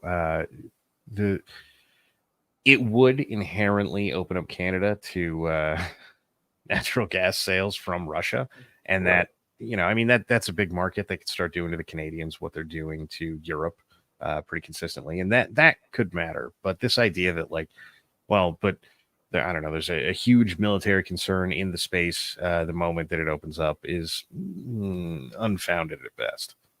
Yeah, I think it's good. I mean,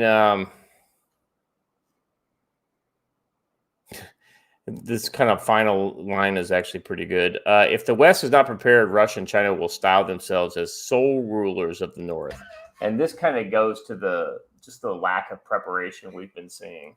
I mean, what's the chance that we actually muster some sort of, cognizant, national response on this?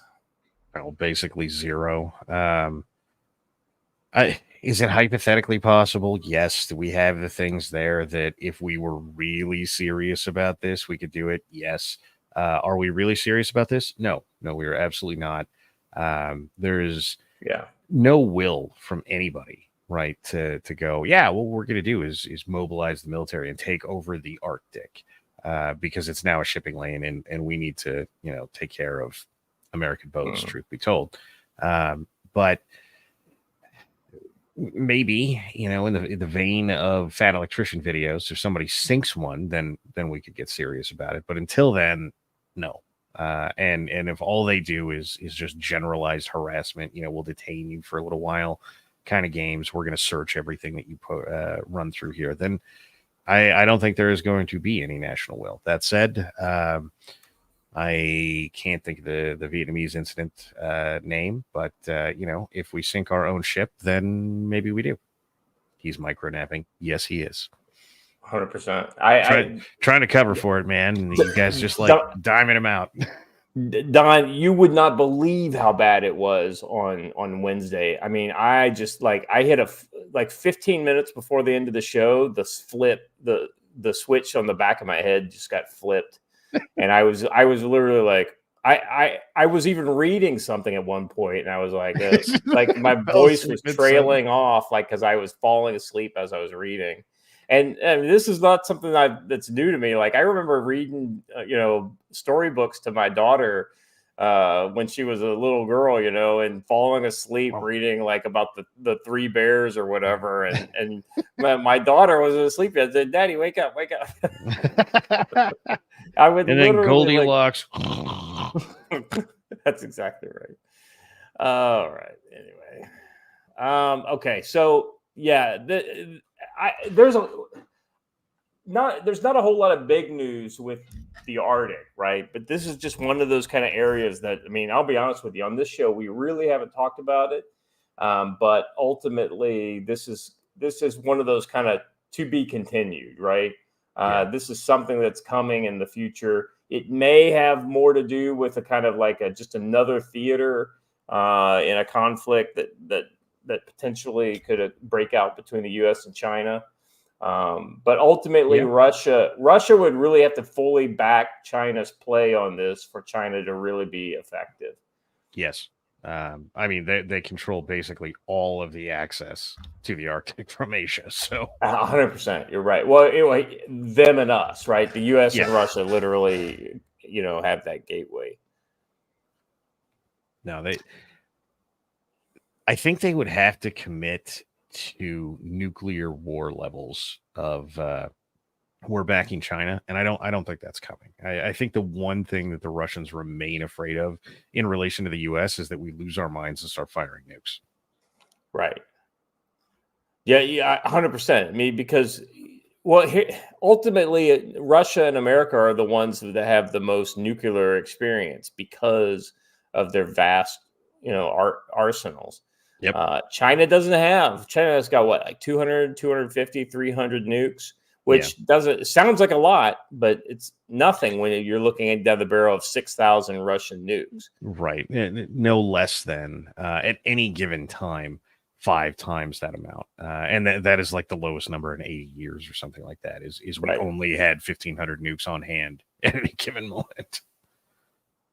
And so it's just kind of always keep that in mind, right? And when you look at places like the trouble in Africa or trouble in the Middle East or trouble in any of these hotspots, always think about the second and third order effects and how it's linked to China or one of these other countries that really just have no interest in us doing well. Yeah. All right, let's do the last story of the evening, and we'll call it after this. This is a Forbes story. Let me share the screen. If Ukraine's invasion of Russia's Kursk Oblast was a diversion, it has failed. Russian troops continue to march on Pokrovsk. Russian troops advanced into the village of Novohodorsky, Divka, in eastern. If you just start making up sounds, it generally sounds better than me trying to like hooked on phonics Ukrainian words. In eastern Ukraine on Wednesday, that puts them within 5 miles of Pokrovsk, a main objective in Russia's nearly year-long eastern offensive.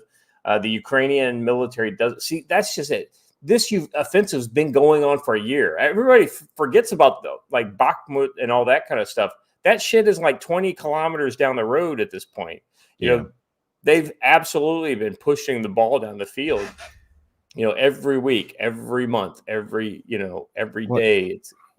This goes back to the propaganda at the beginning of the war, right? Well, given the size of Ukraine, the Russians should take it over in 2 weeks, just like we did with Iraq. There was never any indication that was going to happen. There was never any suggestion that there was this massive push to take over the whole country that was mere moments from being enacted. They didn't fail doing this. They grind slowly. It's the same thing the Russians have done for 1,000 years. Yeah, exactly right. I mean, this is a war of attrition, and Ukraine can't win that war. The Ukrainian military doesn't. Right. Ukrainian military doesn't have many extra troops to deploy. By the way, this is by David Axe. He's what was it? I'm trying to remember. War on the Rocks was his column, his blog that he used to write for. And he's been pretty critical of the democratic kind of this globalist democratic order that has just dominated American foreign policy in the last 20 years. It was since the fall of Soviet Union, really. The Ukrainian military doesn't have many extra troops to deploy to the front. Many of the spare brigades it had a month ago are now participating in Ukraine's surprise invasion of Russia's Kursk Oblast. Ukrainian leaders are finally beginning to grasp the urgency of the balance of force on the Pokrovsk axis. The situation is extremely difficult. Ukrainian President Vladimir Zelensky conceded on Wednesday the coming battle for the city with a pre-war population of 60,000, many of whom have now fled, is actually an extension of the battle for Avdiivka that ended in the Ukrainian retreat. Now, Avdiivka was a big hit for them because that was a fortress city on the old front lines that had basically stood throughout the entire kind of frozen, conflict that occurred over that 8 years, in that kind of Donetsk front. Avdiivka, 24 miles east of Pokrovsk, it was a fortress that was, just like I said, that was protected by settlements and roads to the west. When the Ukrainian garrison in Avdiivka ran out of ammunition in mid-February, it fled, and the direct result was a long blockade of U.S. aid to Ukraine by Russian-friendly Republican lawmakers. I don't know that they were Russia friendly. They don't think it's a good idea for us to give money to these jokers. Yeah. Republican lawmakers in the U.S. Congress, it left the logistical infrastructure to the West exposed to Russian assaults. Yes, those assaults have been extremely costly to the Russians, but the Kremlin has been willing to trade thousands of lives and hundreds of armored vehicles for a shot at the city for good reason. Pokrovsk is situated at a crucial crossroads of multiple railroad lines. Ukrainian analyst group Front Intelligence Insight explained it has become a key delivery and railroad distribution hub, facilitating the supply of Ukrainian forces across a broad front line from Vukovar in the north to Donetsk and beyond. So this is a key city, Don, that is absolutely under the knife, and I wouldn't be surprised if we didn't see it fall here within the next month. See, this is the problem of playing this, we're going to attack back game. If you have a city that is a giant fortress unto itself, and that is guarding this kind of logistics hub, you don't let the giant fortress fall. I mean, okay, the Ukrainians still can't win. Okay, they probably are still not going to be able to put up meaningful resistance if the Russians just continue to push as they're going to. But you let this city go last, because the thing that comes after this is that you can't resupply anymore. And then you're losing everything, everywhere, all of the time. This is an incredible blunder, leaving anything this important unprotected. And if we were serious, either as a country or as a media, we would have the brilliant generals that are going on TV going like, hey, look, this is, if they lose the city, this makes it literally impossible for them to retake basically anything, because they can't even move bullets up there. What are they going to do? Send guys with bayonets? They're not the Marine Corps. You can't just say fix bayonets and then go kill things. All right. It's not coming. Yeah. I mean, it's not it. Well, the other thing too that people don't realize, it's not like the individual grit of these soldiers is, going to hold the front line together. Well, if they run out of bullets, man, it's it. I mean, so when you look at the Eastern Front, in World War II, the Germans troops said, we were always having shortages of supply, but we never ran out of bullets. We always had more bullets coming out. And it's almost like we've completely forgotten how, well, not we, but people going to this level of war just don't. It's like you have to realize, can you sustain this kind of conflict before you get into this kind of conflict? And the answer clearly is no. Well, that's the issue, right? Because the U.S. likes to learn horrifically bad lessons, and so does the internet, from any conflict that we get in, right? Which is to say that, from Vietnam, we learned that he who has the best technology wins. And I'm not sure that was the lesson to take from Vietnam.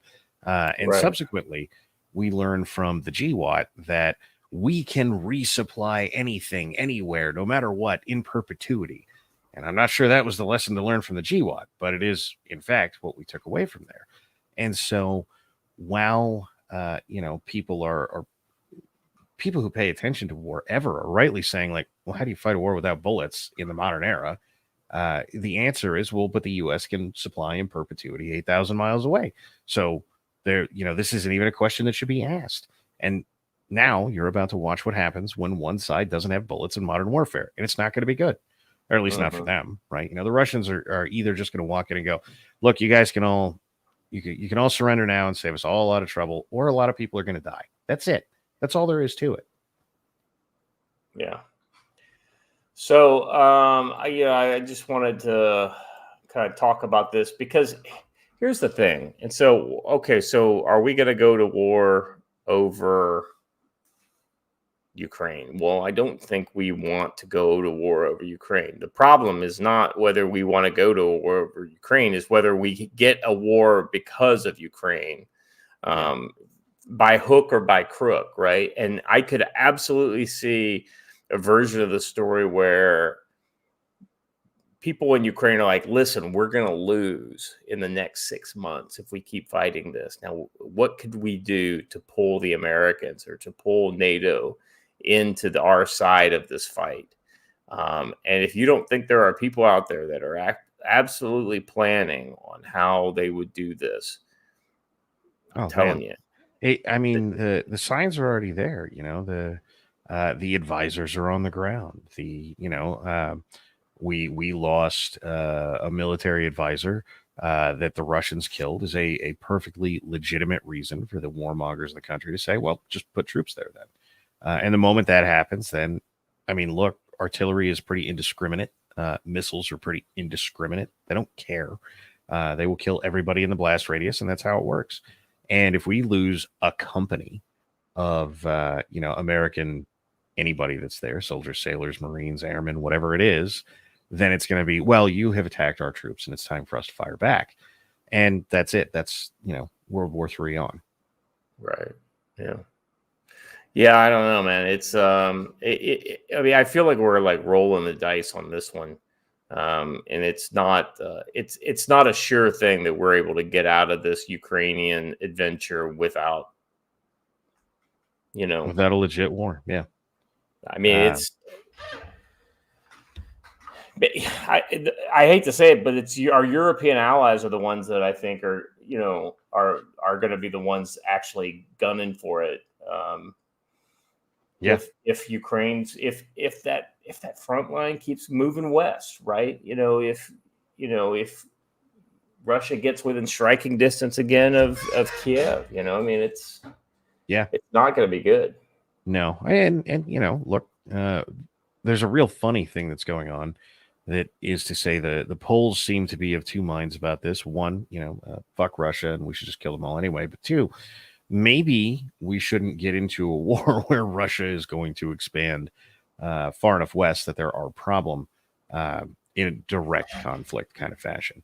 And in a weird sense, that is the most reasonable take that I have seen on this. Everybody else is like, kill the Russians, as though you just do that. And lots of people have just done that over time, and we should reasonably expect to be able to invade Russia for some reason. Right. Well, I recently talked to somebody about the Russian motivation and not understanding the motivations of other countries. And so I started with like, well, what do you think about Ukraine? And they're like, oh, those fucking Russians, blah, blah, blah, like just the kind of the typical NAFO bro kind of thing. And then I was like, well, do you feel like you understand why Russia did what it did? Well, no, but it just, and then it was kind of like, so I started doing the leading question, walk the dog kind of, because you have to understand, you don't justify the actions of people who are doing the wrong thing. Invading a country is generally the wrong thing to do, right? Especially from our standpoint, it's not good for America when country A invades country B, right? Because we're over here just kind of doing well, for selling weapons maybe, but ultimately, I'm talking about the general problems that it causes long term. Yeah. And then, I never really thought about it that way. There's a lot of that kind of stuff. It's like, well, look, my joke is always, well, what if Texas were to cede from the Union, then China were to start setting up PRC embassies and arming their armed forces and training their armed forces, the Texas Rangers and the Texas Guards start training with the PRC. How would you feel about that? Well, that would be terrible. Would it be worth invading them over? Probably. Yeah. Because you can't have China like right there on our border. I was like, wow, sounds an awful lot like this country that used to be a part of the Soviet Union, just like Russia. Now, 30 years later, it's got their historical enemy training up their troops. The coalition that was formed to fight against the Soviet Union is now in the Ukraine training the soldiers. That's the kind of logic that most people don't, kind of walk the dog on that stuff. Well, the problem in general there is just the narcissism of it all, right? I've been being called a Russian Fed or whatever it is that the Ukraine flag and bio retards have been saying since the beginning, because Not the worst idea. well, so hey, look, maybe Putin has a point, whether you like it or not, right? I don't care if you agree with his point. You should at least examine this, and that is a bridge too far for a lot of people, right? Well, and that goes a long way to understanding the Russian mindset as to why the Russian people are so eagerly, ready to there is a significant percentage of the population that thinks this is their patriotic duty to do. Yes, and in they're Russia. going to, right? Exactly. That same reason that if Texas seceded, do you want the Chinese there? Do you want the Russians there? Do you want anybody that we overtly consider an adversary there? And look around you, man. Most of the vets in the world will be like, man, that's bad. Maybe I'll just re-enlist for this war right now because we can't be having that, right? Yeah, exactly. Don, I want to say thank you for holding the fort down with me. We're over the 2-hour mark, so it is time to call it a day. You got any final thoughts for the folks going into the weekend? I don't even know. Well, I can't, but you should stay strapped to get clapped, presuming that you are legally permitted to. Under the circumstance, I would suggest that things are not about to get nicer, specifically if you're in a major city. In the meantime, what you should do, regardless of whatever else you're doing, is go over to givesendgo.com/DonThePleb and donate 400% of your paycheck to my legal fees. If you only donated $1 billion, I'd be. I was gonna say, go to the bank and actually take out a high interest loan in order to invest in Bitcoin and then send Don the Bitcoin wallet. There you go. That is exactly the kind of behavior we need. Slightly more seriously, don't actually bankrupt yourself, but I would appreciate any donations that you have to give. Yeah, it's been very encouraging to see not just how the people in general are supporting you, but how this audience has been supporting you. So really, really thankful for you guys. Yeah, it was. I'm getting a little bit better of a handle on it now, but those first couple of days rough. I can imagine. It was. It's not just that. I was, every time that I open Twitter is like 2,000 people being like, "Hey, stay strong. I donated money. Go fight this fight." And you get used to the internet hating you when you're on the internet. It's real easy. Lots of people post, plenty of shitty comments, but it is not usually the case that people are quite so supportive. So thank you all. It was really, I would be generous to say touching. Well, I mean, no I hope. Well, I was gonna say, touching in the closet, right? Yeah, there you go. All right, guys, thanks for being here today. We appreciate all of you in the chat. Want to say shout out again to our good buddy Hunt, the Dirty Roofer, for those memberships. Whenever he does that, it's such a huge blessing. It's because that's essentially at $50. So thank you very much for that, and thanks to all the other folks who supported the channel today. Hope you're getting what you want from us. If there's something that you think we should be talking about that we're not, you need to let us know. Reach out. If there's people who you think we should be talking to, let us know about that as well. I know Watcher is he will be busy over the next 2 weeks, but that being said, he will still be doing some other stuff, kind of more behind the scenes. As he has time, in the evenings and whatnot. And one of those things is kind of chasing down some folks that we want to try to get on the show. So we've got a couple people based on the Montana event who have indicated that they might be interested in coming on with us. So looking forward to getting some of those guys on the show. Don, thanks for being here with us today. It's always good to have you on the show. I'm looking forward to when you start getting back to making content. I know it's coming. It's coming. I promise. I know it's frustrating when you don't, but if you ever need a place to talk about things that aren't you, feel free. You got a home here for sure. And to everybody else in the chat, thank you very much. If you haven't done it already, hit that like button, subscribe to the channel, hit the bell for notifications. Tell your folks and your friends that this is a good place to get information about the world of international conflict and all that goes bump in the night. Appreciate you guys all for being here, and as always, stay safe.